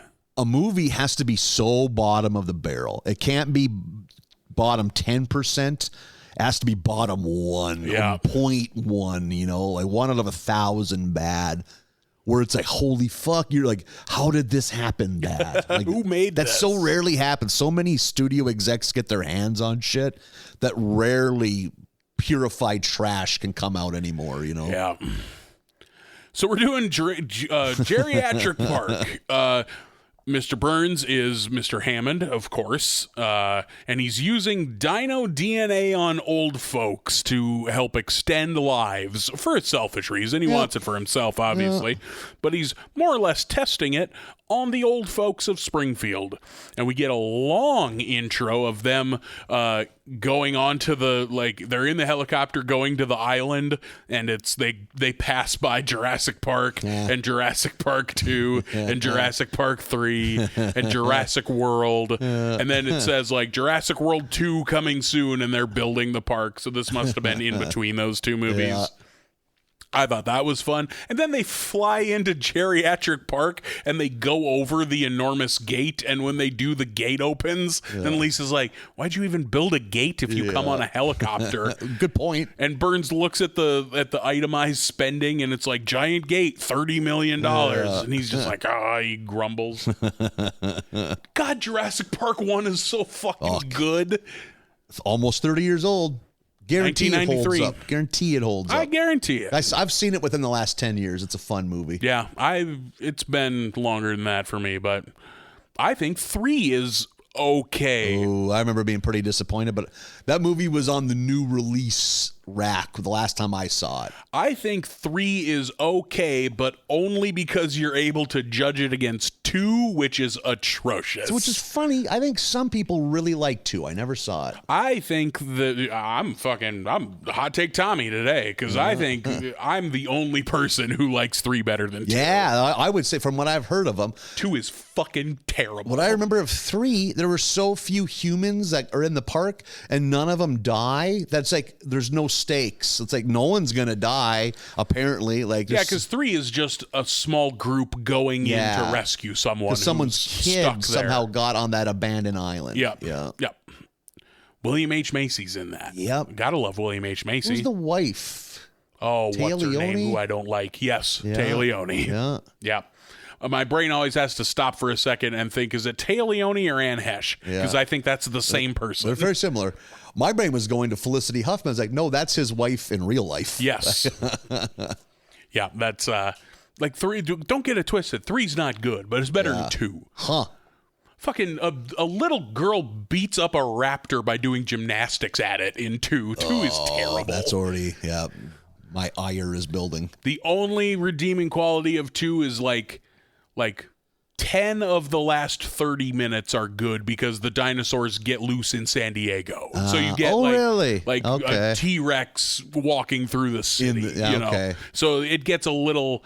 It earns some Godzilla points there for a minute, but then it goes right back to being terrible. Now that I think about it, didn't that movie... Didn't they feature that in the ads a lot, I think? Oh, yeah, for sure. A dinosaur like on a little the boy mainland. looking out his window, and there's a dinosaur outside. Yeah. I'm pretty sure they just do the eye shot from the car from the first movie, except it's the little boy's bedroom window. Oh, no shit. Okay. Yep. That sounds right. God, that movie's bad. When do you think that came out? 95? I'm going to say 5 or 6, yeah. Couple year break, 2-3 year break. We love Jurassic Park. Yep. I was trying to think of any more Jurassic hot takes. That might be it. My Jurassic Park reservoir is empty. Yep, I'm tapped out. If I ever drive a 2-door Jeep Wrangler ever again, I'll get that paint job from the first movie. There you go. I've seen them. Those exist. Yep. People do it up. That's fun. Can you think of any other examples of cars people do that with? I mean, you bought a big old fucking mid-70s Chrysler, you could pretty easily make it into the Blues Brothers cop car. Yeah. Because I'm sure that was just some basic giant sedan. That's just a Dodge. Yeah. I forget what it is, but it's a Dodge something. If I found a 69 or 70 Nova that was in primer and hadn't been fixed, I'd make it into the fucking death-proof car. Yeah. Just keep it in gunmetal gray and put that fucking skull with the lightning bolts underneath it. That's a fucking tough I bet plenty car. of people make the General Lee. Oh, yeah. A guy in my hometown owns a General Lee. Good. That's the prototype. Charger? Yep. Or Challenger? Charger. Yeah. 69 Charger. Okay. Yep. I like Angel's car from Angel, which is an old Lincoln Continental with suicide doors. Big black boat. Big 4-door. Yep. Trying to think outside of that. If you wanted to, the Knight Rider, if you had an early 80s Trans Am. Oh, sure. Or Firebird or whatever. Or the Ecto 1. At this point, we're just naming famous movie cars. Yeah. But that are based enough off of a real car that you can see the real car, like. The Ecto 1 is an ambulance? Cadillac ambulance or a hearse. I think an ambulance. Yeah. Back in those days, they're probably same thing. A hearse that they put some wiring in so you could put a fucking dome light on top. Yeah. Picture that car. There ain't no room to stand in the back. Right. Imagine being an EMT trying to save somebody's life in the back of that fucking thing. Fucking ran over by a tiller and you're trying to patch him up in the back of that thing. Like, no lights, candles. Jesus. Bouncing down the fucking road. It's just a station wagon. So Geriatric Park, we get here, and Burns gives a speech about what they're doing, and we're making the old folks young again with dinosaur DNA, I guess. And we open the windows, and there's the old folks, and they're all loving it. They're all feeling young again. Jasper is like jogging and lifting weights, and Grandpa is doing well. It's working. The old people are young again. It's a paradise. Yeah. Yep. And Grandpa's like, they talk to Abe, and he's like, oh, it's going great. I mean, there's a couple of things, but I don't like to complain. And Lisa goes, oh, you really are different now, which is funny. Yeah. And he goes, it's a little chilly in here. So Homer reaches over and turns up the thermostat, and all of the old folks turn into dinosaurs. Yeah. And that thermostat's clearly labeled not to touch. Yep, do not touch thermostat. But he turns up the thermostat, and they all mutate into dinosaurs. Some good animation. Yeah. I like how these old folk dinosaurs look. This is a decent concept, too. Yeah. Like, you got fucking Agnes Skinner with like turning into a pterodactyl, and Marge's mom, Mrs. Bouvier, is like a dinosaur but still has a walker, so she's leaving huge round footprints from the tennis balls. Grandpa looks good. They all look good. Yeah. The old Jewish guy from the nursing home is the water one who dives up onto the land. Yeah. I don't even know what he's really supposed to be, but he's aquatic. Yeah, I think he's from that first Jurassic World movie. I think that's the big new dinosaur in that first Jurassic World, from what I remember from the trailers. Yeah. Like, we got an ocean one this time. So they're all dinosaurs, and they fucking go nuts. They're killing everybody. The family dives into one of those balls, which is from that first movie. Again, I remember from the trailer, the first World movie, the first new one. I remember that from the trailer, too, yeah. Yeah. So they're going to try to get out of here, but then Lisa's like, I know how to settle this down, and she just, like, gets out and just calms the dinosaurs down, just like, you guys just don't want us to ignore you. Like... Feels like the thing we've done with the actual old folks several times on this show. Yeah. Oh, my God, yeah. But now they're dinosaurs. Yeah. But she kind of smooth talks them, whispers them down, and they all settle down. The end. The end. Oof. Holy guacamole. Pretty tough treehouse. Rough treehouse. Yeah. Fine. Like, that geriatric park one is fine. Decent concept, but just no laughs. I'll give you that. There's not a lot of laughs. That's been a troubling theme lately on this show. Not enough laughs. And it's a comedy. Sometimes I have to remind myself this is not a drama. I should be fucking laughing occasionally. Yeah. The laughs were pretty light, I think, as a whole this week. Not to get too far ahead of ourselves, but... Yeah, especially the treehouse. That fucking Lisa multiplicity. Oh, God. Like, I feel like I'm trying to speak Dutch with what my mouth has to do to say that word. That was a fucking tough one. Yep. Holy was it tough. We're up to episode 5, baby. You can't drive my car. See what they did there? Is that a song? Yeah. Beatles, right? Maybe you can drive my car. No idea. Bee-ba, bee-ba, bee-ba, I would have to listen to the Beatles to know if that were a Beatles song. I'm pretty sure it's early Beatles. While noshing on some breakfast chicken nuggets, bold dietary choice. Driving to work, enjoying some nuggies. Homer ends up doing some fucking San Francisco Rush shit with his family sedan and ends up doing a triple header off a gravel pile and flies into the window of Burns' office and wrecks shit all to pieces. I loved that Mr. Burns was just in the middle of going, well, lots of billionaires have Fabergé eggs, but no one else has a Fabergé chicken. Yeah. And, of course, Homer shatters it. Yeah. The fuck even is a Fabergé egg? Yeah, it's an ornately, I'm sure it comes from somewhere. I know that they're extremely fragile and worth millions of dollars. Yeah. Is all I know. Yeah, also, bejeweled. This legit made me hungry for chicken nuggets when I was watching this. I'm rarely ever not hungry for nuggets. Nuggets are a thing I forget exists. I like my chicken chunks. Like my chicken squeezins, my industrial chicken waste. Chicken squeezins is pretty tough. I bet when you see chicken nuggets getting made, that is a liquid mush coming out. Yeah, I feel like there's probably a reason that never got its own fucking how it's made or unwrapped episode. Fucking McDonald's Co. would sue the fuck out of them. Keep that from our eyes. You're buying drive-through chicken nuggets. What's your dipping sauce? If you're getting a dipping sauce. Oh my God. Usually going to be barbecue. Me too. Yeah. Look at us. What are your other options usually? Honey mustard, ranch, sweet and sour. Yep. DQ, give Dairy Queen credit. You can't go wrong with their dippings. They have really good condiments at Dairy Queen. No, I think the only one I've ever had is the gravy that comes with the chicken strips. You get the hot gravy. Now they make something, it's not, because they were never a nuggie, they were a chicken strip. Yep. But they make something called chicken bites now that have no breading. Called rotisserie chicken bites. You can get a hot queso. It is a tasty fucking treat. Okay. So keep that in mind. I don't know about chicken and cheese. Oh, brother. Two fucking wrongs or two rights make it something even righter. I would try it, but immediately that did not hit my ear very well. You don't like a cordon bleu?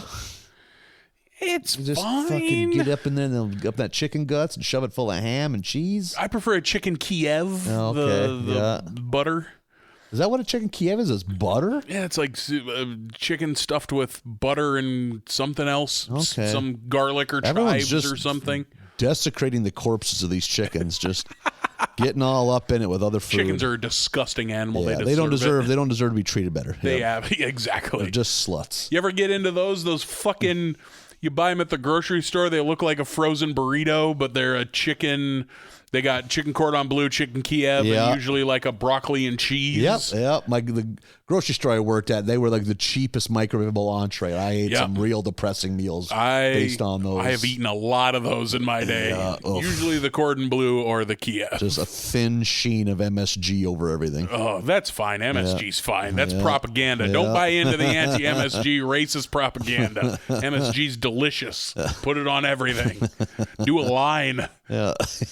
Flavor Town. Because when I go to a Chinese buffet, it looks like a fucking spa. Everyone looks real healthy.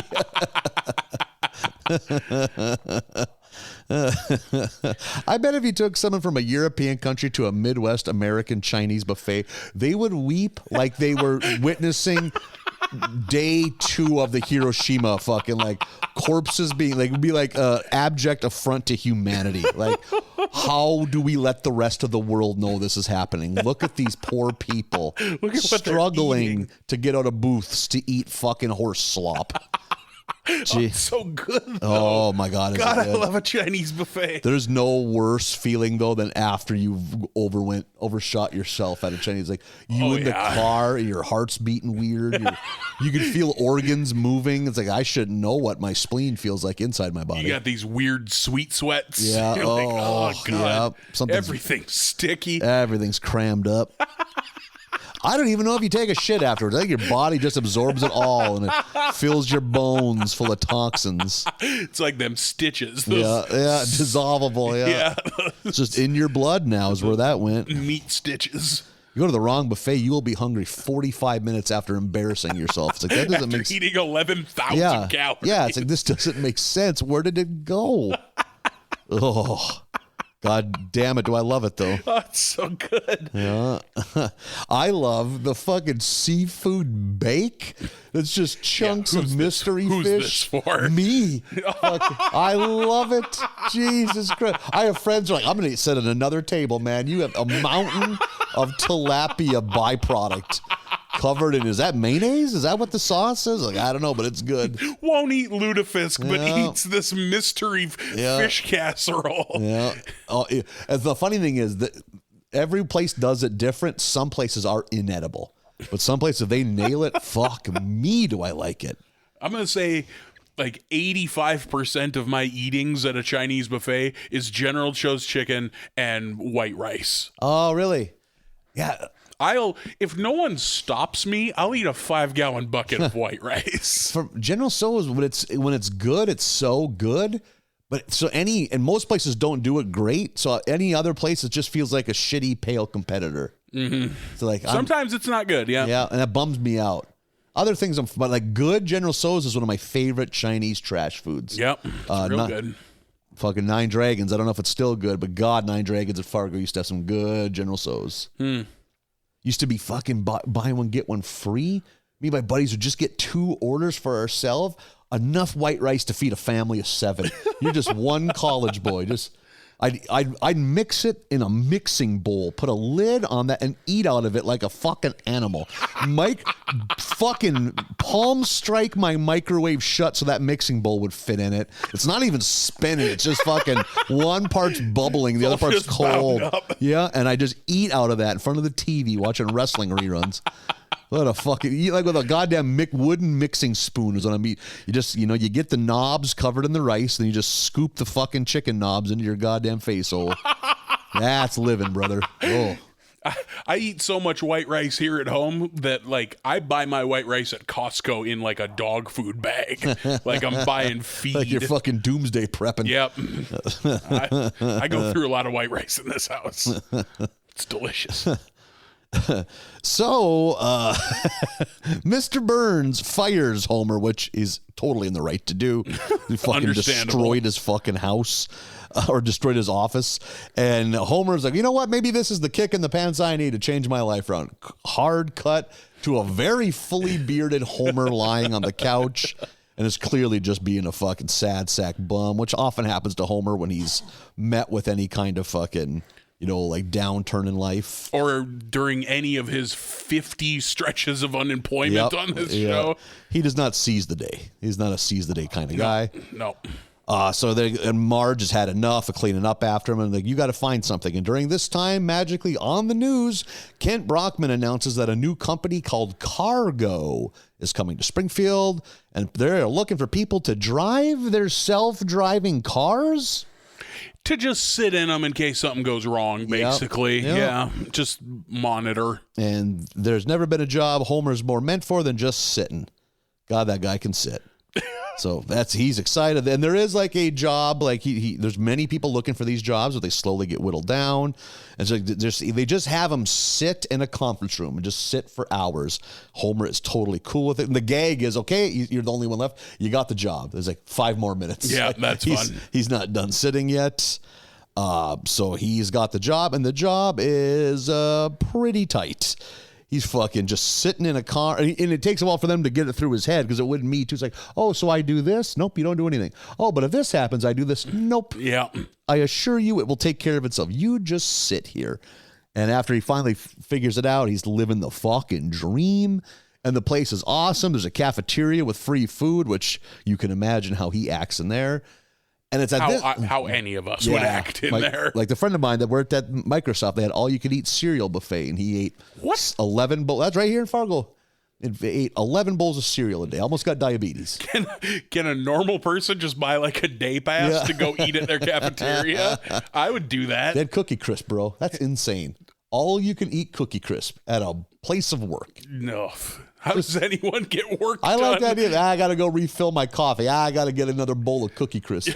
That's so insane. Do you just have a big like half-gallon Yeti that you put under it? Oh my crank God! The cereal knob. Get that mixture right, so you can just pour it like a slurry down your throat. Yep, because Cookie Crisp will hold up in milk for a long time. They'll stay crunchy. Oh my God! Just fuck, I could do it with Captain Crunch. You'd have to be quick because that'll get soggy. Just pouring it down your head. Oh fuck! 700 calories at a shot. Just fucking. Eating enough to feed a fucking Little League baseball team. Ridiculous. God, though, what a life. So Marge is there to pick him up, and because his car is still trashed from his fucking stunt earlier, and he gives her a tour, and she is like, "This place is amazing." And they see that the joke is all these people are real nerds. And Marge and Homer kind of cajoling them, and hey, let's do this. Let's play some foosball and kind of get them out of their shell a little bit. And they actually kind of start having fun. Because they have all the shit that all the tech companies have. You know, the foosball table and the arcade and the rock climbing wall. But no one's using them because they're uber nerds. Yeah. And through the inner office cameras, the two people in charge see this. They invite Marge and Homer up, and they offer Marge and Homer jobs as kind of like the fun coordinators, which I know big companies have. Team building folks. Yep. So, and they're all, and there is kind of a decent line where Homer's like, no wife of mine is ever going to work, which is something people used to say for some insane reason. Yep. Welcome aboard, Marge. And they work together, and and they struggle at first because these guys are absolute nerds, but through perseverance, Homer and Marge show them how to have fun. So people are having the time of their life. And they tell them, the boss is like, the more they work, the less they'll miss home. So we can keep them here longer if we make work fun. Homer's loving it. And eventually he lets Lenny and Carl know. He tells his buddies back at the plant. And they're like, what the hell are we doing here? Like we should go there. And they go outside in the middle of their shift, and outside is like fucking Fallout, Yeah. Like, I don't know if this is around the time fucking, would Chernobyl have been a show yet? Maybe. I don't know. I never watched that, but I heard I should. Oof, it goes hard. As one can imagine, Soviet Chernobyl went nuclear hard. fucking, Yeah, a Soviet nuclear disaster. It's not the laughiest it's miniseries. Not old school, you're saying? You don't throw it on at a party. Yeah. I mean, that party better be pretty metal. So Smithers and Burns notice that everyone's leaving their plant, so they go undercover at Cargo to see what they're doing to poach their workers. While driving, cut back to Homer. Homer and Marge are in the car because they have like a company car that takes them to and from work. They notice that when they talk about any kind of product of any kind, it will mention it out loud. Like, oh, you want this? Like, no, I don't want this. And take them there. Yeah. Like, oh, well, all of a sudden we're at fucking Burger King. And they are kind of skeeved out by this, and they confront their bosses, and they're like, yeah, like the car's job is just to continuously steal info from its passengers. And no, we're not going to change it. That's what the business model is. So so Homer's now against cargo, and so are Smithers and Burns, but for totally different reasons. And they get a tour of everything, and they also see it. Oh man, this is so. And Burns likes it on an evil level. Oh, you placate them, and they will work harder for longer hours for less money. And Burns also being like, well, we can't compete with this. And Smithers being like, you absolutely can. Yeah. You could do any of this. And spend 1/5 of 1% of, like, heaven forbid you get rid of some of those billions. So cargo is a way of life now. Springfield is full of driverless cars. Dejected, Homer gets in his trusty analog car and drives to Moe's, where he finds none other than Montgomery Burns, of all people. The two of them bond over their dislike for cargo, and now they have a scheme. So Homer, Burns, and Smithers are going to break into cargo and try to disable the cars by I think they just want to get Smithers into the main server room. Yeah. And just have him try to disable everything. So that's what they do. They're kind of cat burgling it up. Oh my God, when fucking Burns is getting that massage. I have that written down. And he too. slides through the face hole thing. Because the masseuse just like pushes on him, and he just like squeezes his boneless body, just goes sliding through the face hole. And the masseuse is like, oh, I am so sorry. He's like, don't worry, it happens a lot. Oh my God. So good. Probably my biggest laugh this week was Burns sliding through that face hole. It's up there, damn right. And while they're doing this, they've successfully got in there. Marge catches them like, hey, sure, there's problems, but why I love this job is she goes to narc on them, because she ain't going to stop them by herself, but she's like, I'll get some people to put a stop to this. Yeah. And while they're there, she just walks in on a meeting, and her bosses have announced, hey, we're not going to have the car spy on people. We'll have the key fob, because people bring the key fob inside. We'll be able to get so much more information, which that's a tipping point for Marge. So Marge turns on her bosses and assists Homer, Burns, and Smithers into making the cars malfunction. She uses like a Nerf cannon, because they have a Nerf room, because we're fun. And she hits the launch or the button that causes everything to kind of malfunction. We get a few good visuals of the cars break. I think it's Lenny's eating fish sticks in his car, and a bunch of stray cats pile in through the fucking sunroof because it's open. Because that's fun. He has no control over it anymore. So they're back at Homer or at Burns' office. Like, we did it. We got rid of cargo, and then like everything all back to good. I'll take my job back. And that's when Burns like, wait a second. I seem to remember you calling me a this, and this short piece of garbage. Yeah. And I do like, he's like, I thought I was tall. Yeah. And so he's like, you're never getting your job back. Like, and then that's when Marge fucking brains him in the back of the head with a Nerf football out of a cannon. And like you see inside his head, like the memory of that is replaced with Al Jolson songs, which is so insane. Because Al Jolson was popular in the 20s. But again, he's 130 fucking years old.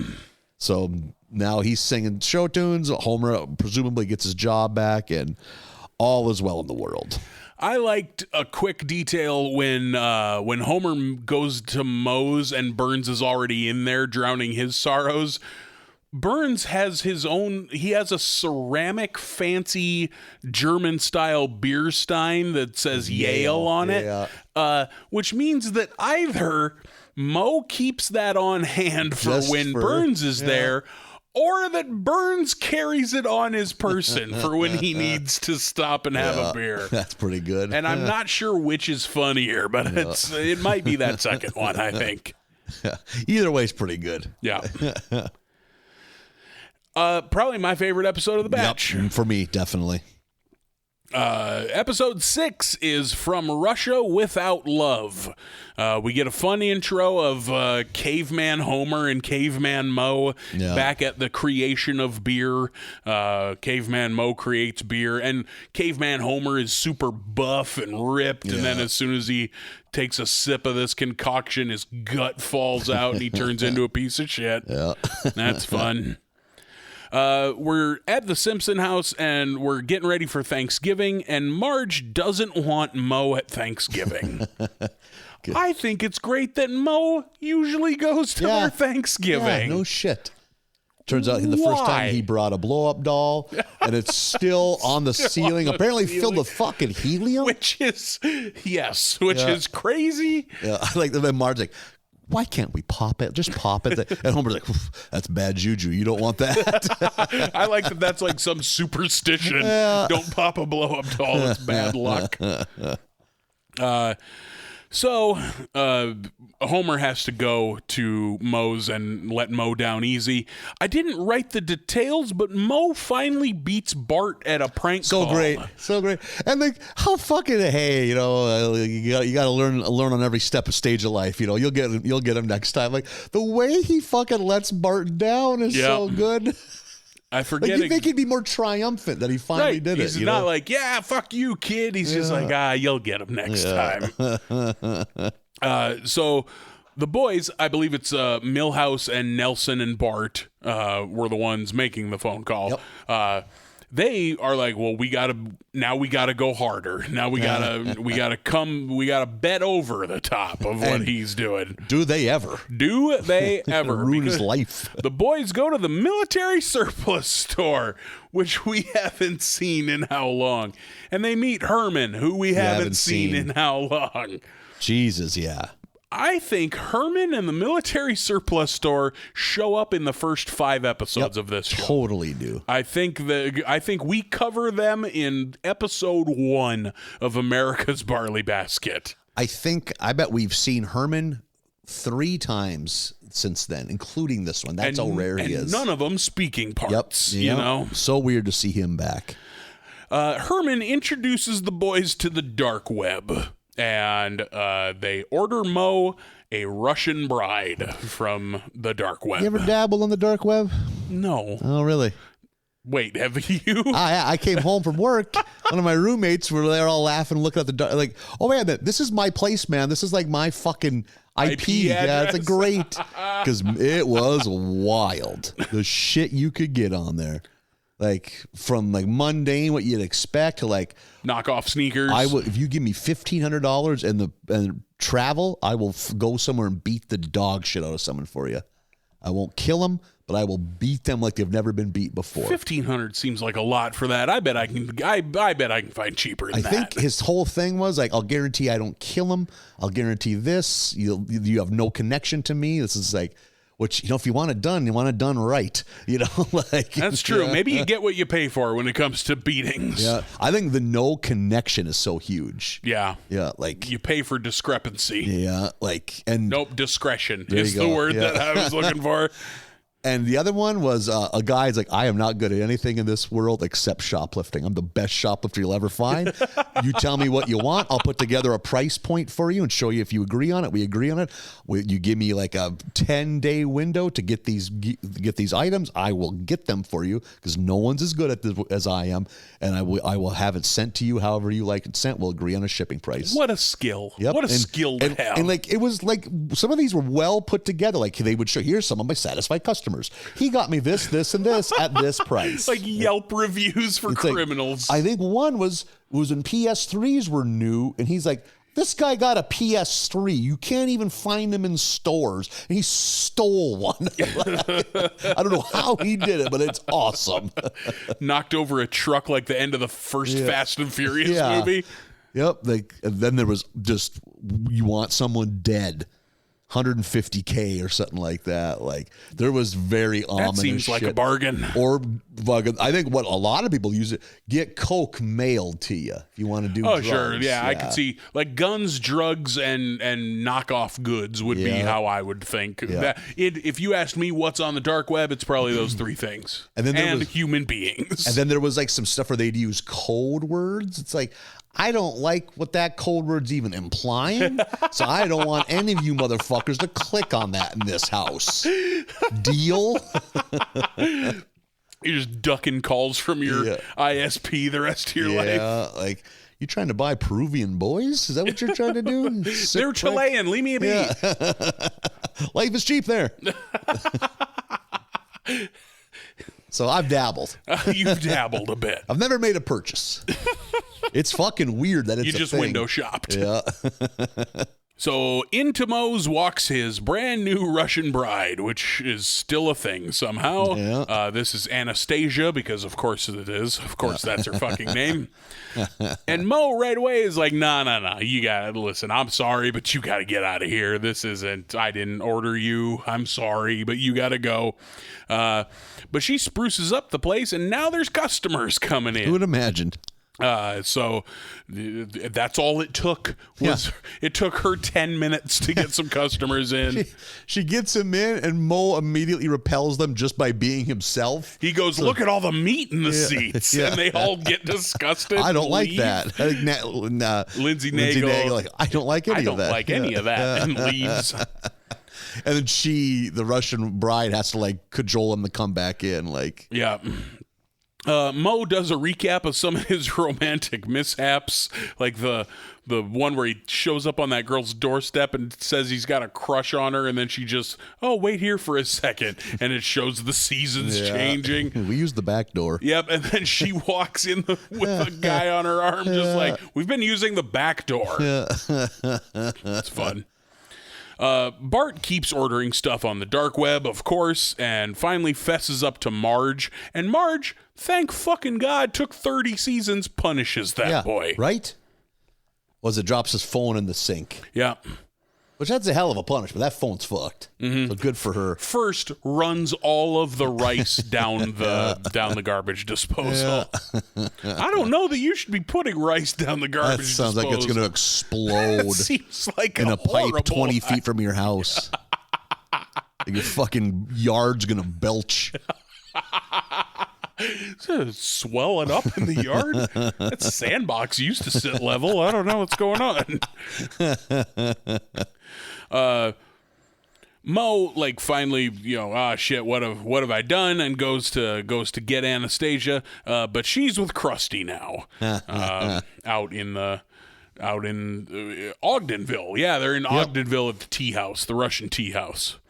The boys pep talk him into going and getting her back, so he goes for it, and he's hiding in the bushes. Bad strategy to get someone back. Yeah. But her and Krusty are at the park, and he gives her a fucking come over here, got to talk to you. And she agrees. The way she agrees to marry him is, yes, I agree to uphold the contract. Yeah. Like, it's all business. There's nothing more to it at all. So she drops Krusty, gets with Moe, and we're having I assume, Russian Orthodox wedding. Yeah. It's Duff Man who walks her down the aisle when we get some can sloshing. That's fun. And through the course of exchanging vows, it turns out that she's just trying to get all of Moe's stuff. I forget who it is, flips through the contract and is like, that's airtight.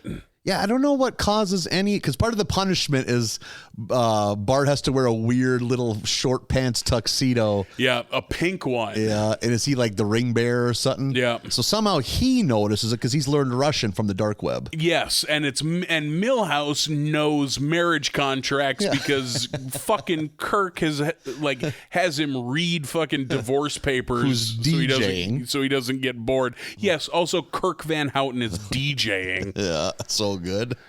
So it's like, if you go through with this, you're giving up everything, Moe. And then it turns out she's not even Russian. She's from Columbus, Ohio. Hello, Columbus. Yeah. Are these the kind of people you're pumping out of here, Columbus?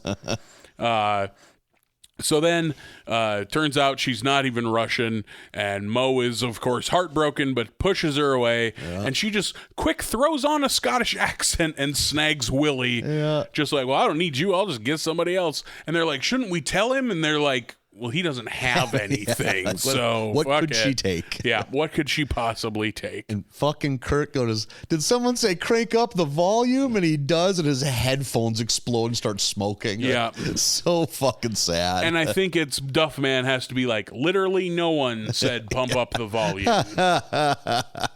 Poor Kirk. I love a sweet taste of sad Kirk Van Houten every so often. Yeah, it's fine. Yep. Certainly better than the first two. Better than episodes 3 and 4. 3 and 4. Agreed. Not as good as 5. Yep, not as good as that cargo one, but it's good. I like a Mo episode, Yep. Let's see how the final one of the batch wraps things up with episode 7, Working Mom. Why didn't they call it twerking, or is work W-E-R-K? Like work it, girl. No idea. We're giving away a little here before we get into what the episode's about. Maybe you figured it out. I'm not hip on lingo. I don't know if you knew this. I know I'm younger than you, but I'm not not on the streets. Right. I don't know. I don't know what the kids are doing. You don't know what, you're not going to enough drag shows to know what the behind the stage shit is. Right. I'm not hip with the lingo. In the lunchroom, Lisa fucking discovers this long hidden box that is filled with what she finds out is a young Jasper's belongings. Just by a tile on the edge of the floor in the lunchroom is loose or falls down, and she looks in and finds this little shoe box, or acts like school pencil box size box. And she realizes it's Jasper's and finds Jasper, I think in the park with the other old people maybe. And she's walking there, and she leaves the box out on a bench, and he finds it and is overwhelmed with emotion. He's so happy to have it back, and Lisa feels good because that's a nice thing to do. And I was like, are we going to get a Jasper episode? I thought the same thing. That'd have been wild. I was very excited. I was like, fuck yeah, give me a Jasper. Who would have seen that coming? But it didn't, because it quickly cuts to the other story. Marge has decided to sell Tupperware, which I think she launches it to Homer to tell him what she wants to do it. I think he's do whatever you want. He kind of one of those I don't care if it makes money, do whatever. Because I think part of the gag was she was expecting some pushback, and he's like, okay, whatever. Yeah. So she goes and makes it. They're dunking on shit like this, explaining how it were Oh, yeah, I'd love to buy Sator. No, you're going to host the party. Yeah, you can't buy it now. You host a party, and then people fill out all the hoops. And people just slamming the door in her face because it's fucking dumb. Always reminds me of that scene from 40-Year-Old Virgin, the first time any of us ever saw Jonah Hill, when he's got those boots with the goldfish in them. Yeah. He's like, I love these boots. I want to buy these. And she goes, well, you can't buy them here. You have to sign. You have to buy them on eBay. And him just being like, but I want why can't I just buy these? I know. I wish it was that easy. That is a very good scene. Yeah, that's a great, I love that scene. So Marge is at the salon and is just lamenting how bad this is all going. And that's when the gay hairdresser guy, I don't know if that character even has a name. I think he does. I think it's Julio. Julio, there you go. I might be wrong. Julio's like, well, you know what? You can have a party at my place. So that's the plan. So Marge is all excited to, sell her Tupperware, but they're trying to they're getting things set up. I think that's when Julio this is going to be a flop. Marge is too high strung. This isn't going to be fun. And that's when Julio's like, we got to give you a makeover. And the makeover happens, and Marge is very I don't know, sexualized, just very dolled up, thick makeup, got a big loop-de-loo in her hair. Oh, and then also, he gives her high heels, which I forget. She never wears high heels. Yeah. And she's like, look at that. What is it? My rump is now a caboose or something like that. What's going on back there? Yeah. Also, I think she looks like hell. Yeah. She's it's too much. It looks like the makeup they put on them little kids at fucking That's a good pageants. way to fucking put it. Yeah. She looks. My thought was she looks like a little kid who got into the makeup and is doing herself up. Yeah. So she comes out because all of the it's all gay dudes at this party. This is kind of lame.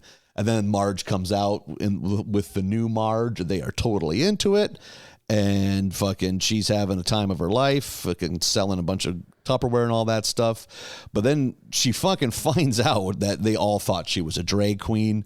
And she's bummed about that. But then Julio's like, Marge, that's still you. It's just you with confidence. So I bet that if you're a woman and then you find out later everyone thought you were a guy, I bet you're pretty bummed. Fuck yeah, you probably should be. That's a reason to have your feelings fucking hurt.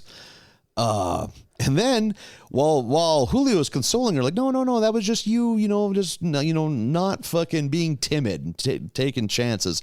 He also mentions that the top Tupperware salesmen in America are drag queens, Which they put like a link. This is true. Yep. Don't believe us. This is click apparently that. a thing. Yeah, which is because I bet they know how to throw a good party. They make it an event. I bet it's fun. Yep.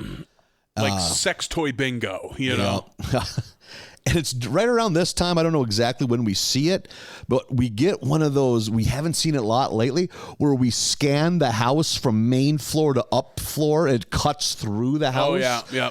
We see in the fucking floor joists or the floorboards the fucking rotting remains of the fish person from The Shape of Water clutching an Academy Award. What a blinking, what a weird why. Because I was looking, I got to pause that. Is it like a reference to an old Simpsons thing? Nope. Just a movie that came out at this Doug time. Jones from Shape of Water. What a weird fucking thing to go for. You ever see that movie? Yep. I feel like I should watch that movie. It's good. I don't know if it was Academy Award good, but I maybe one of those years there was just no banger, so someone had to give it to someone. I like Guillermo del Toro. Yep. Definitely, I wouldn't say it's his best movie, but it's good. Lisa, we get a lot of jumping. This is a really two-story episode, two storylines. And also, they're going for a feel with this one, and I'm guessing it's from Amelie. Because there's like a French narrator that's talking.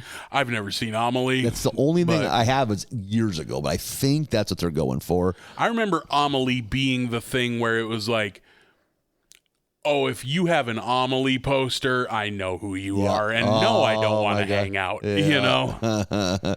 You think you are very fucking cute. Whimsical. Like I can think of 3 dudes off the top of my head who throughout my life have been like, oh my God, you have to watch Amelie. Oh, I don't know if I ever knew a dude that was like that. Yeah. Huh.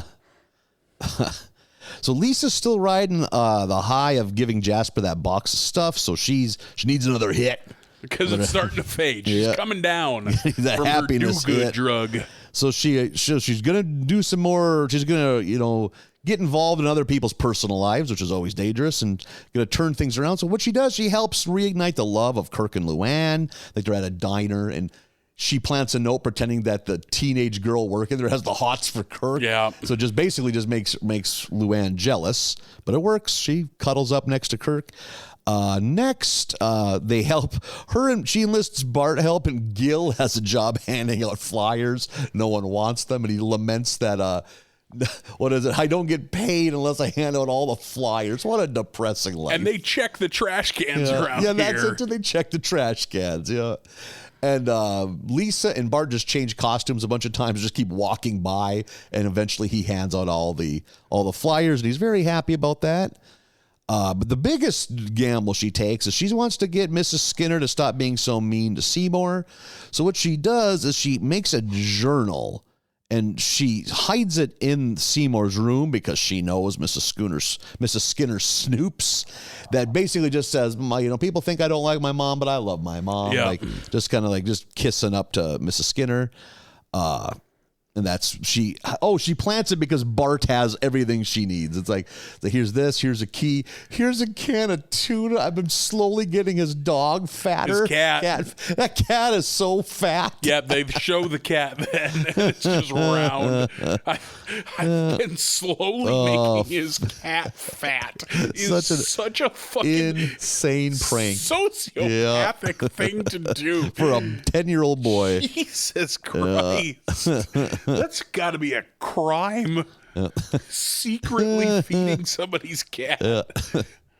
Julio has Marge go to the Drag Queen Club to learn more about the art of drag queening, I guess. And while there's a song and dance number, and Marge realizes she loves this culture and loves the confidence it gives her, a big part of it.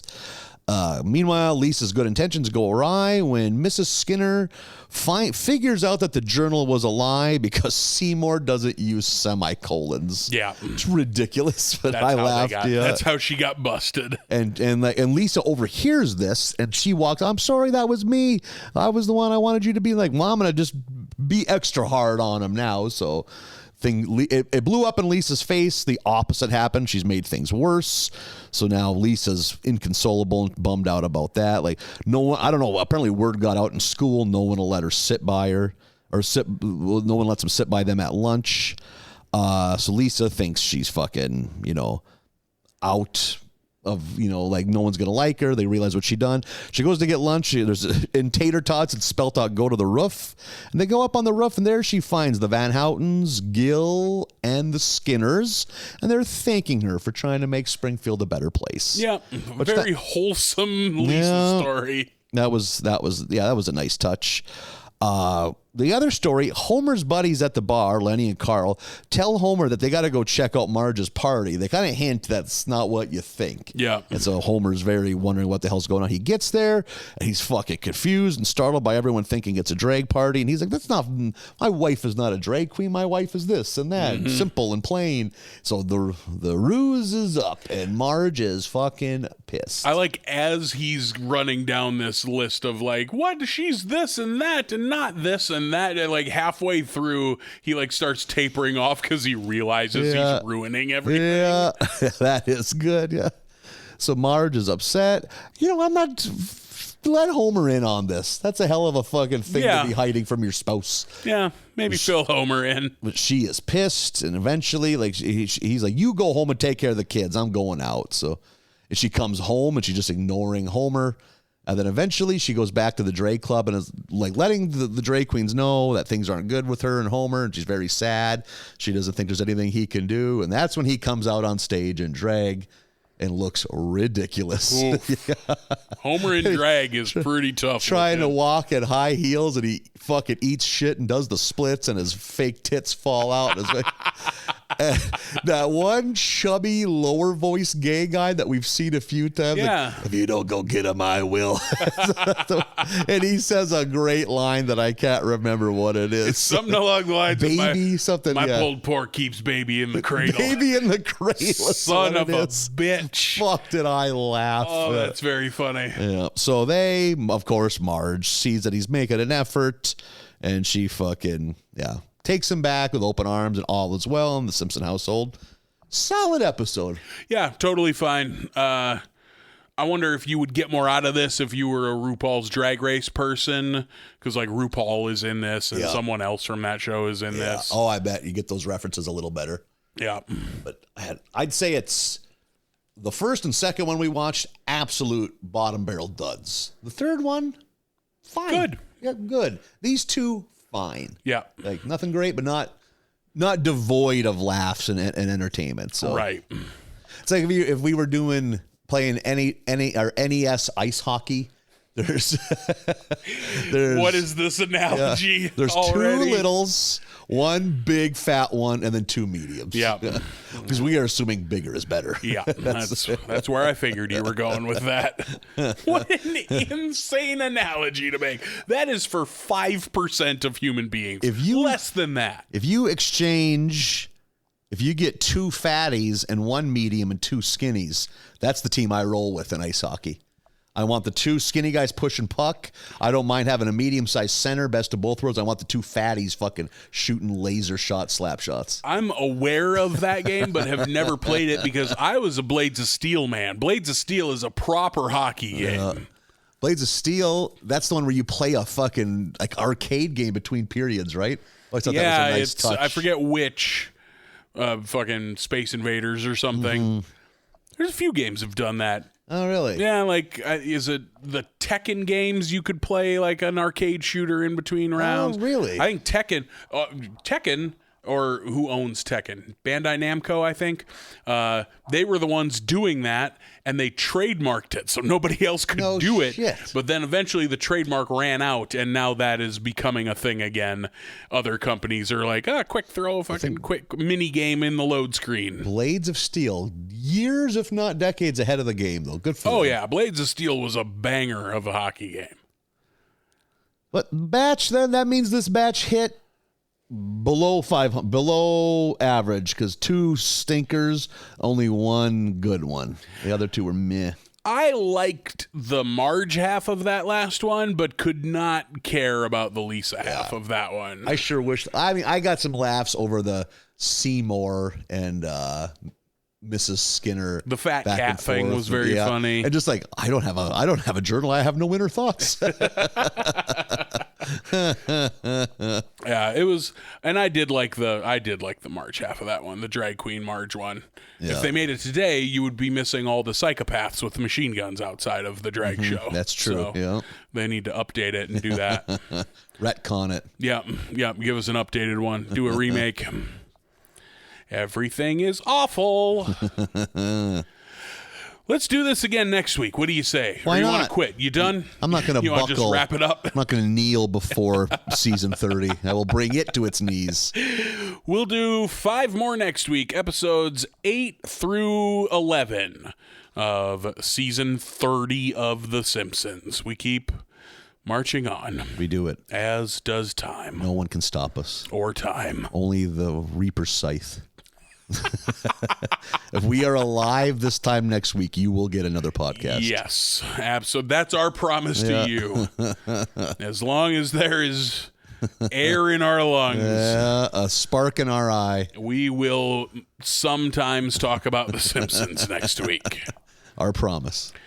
Took us fucking damn near half an hour to talk about the first episode. Drug today. into talking about The Simpsons kicking and screaming. It didn't even occur to me, but I'm glad we just didn't get diverted down a Mario 2 hole, because I was playing Mario 2 when you came to the door. Yeah, I could sense it. I heard the music playing.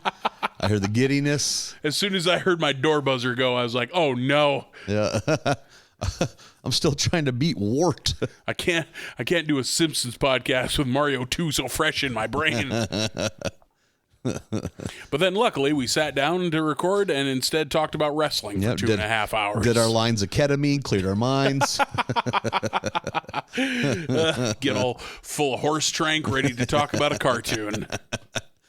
Typical Sunday. 8 to 11 are the episodes for next week. Find us on the internet at Barley Basket USA on Facebook, Twitter, and Instagram. BarleyBasketUSA@gmail.com is the email address, and we'll see you next week, everyone. Bye, everybody.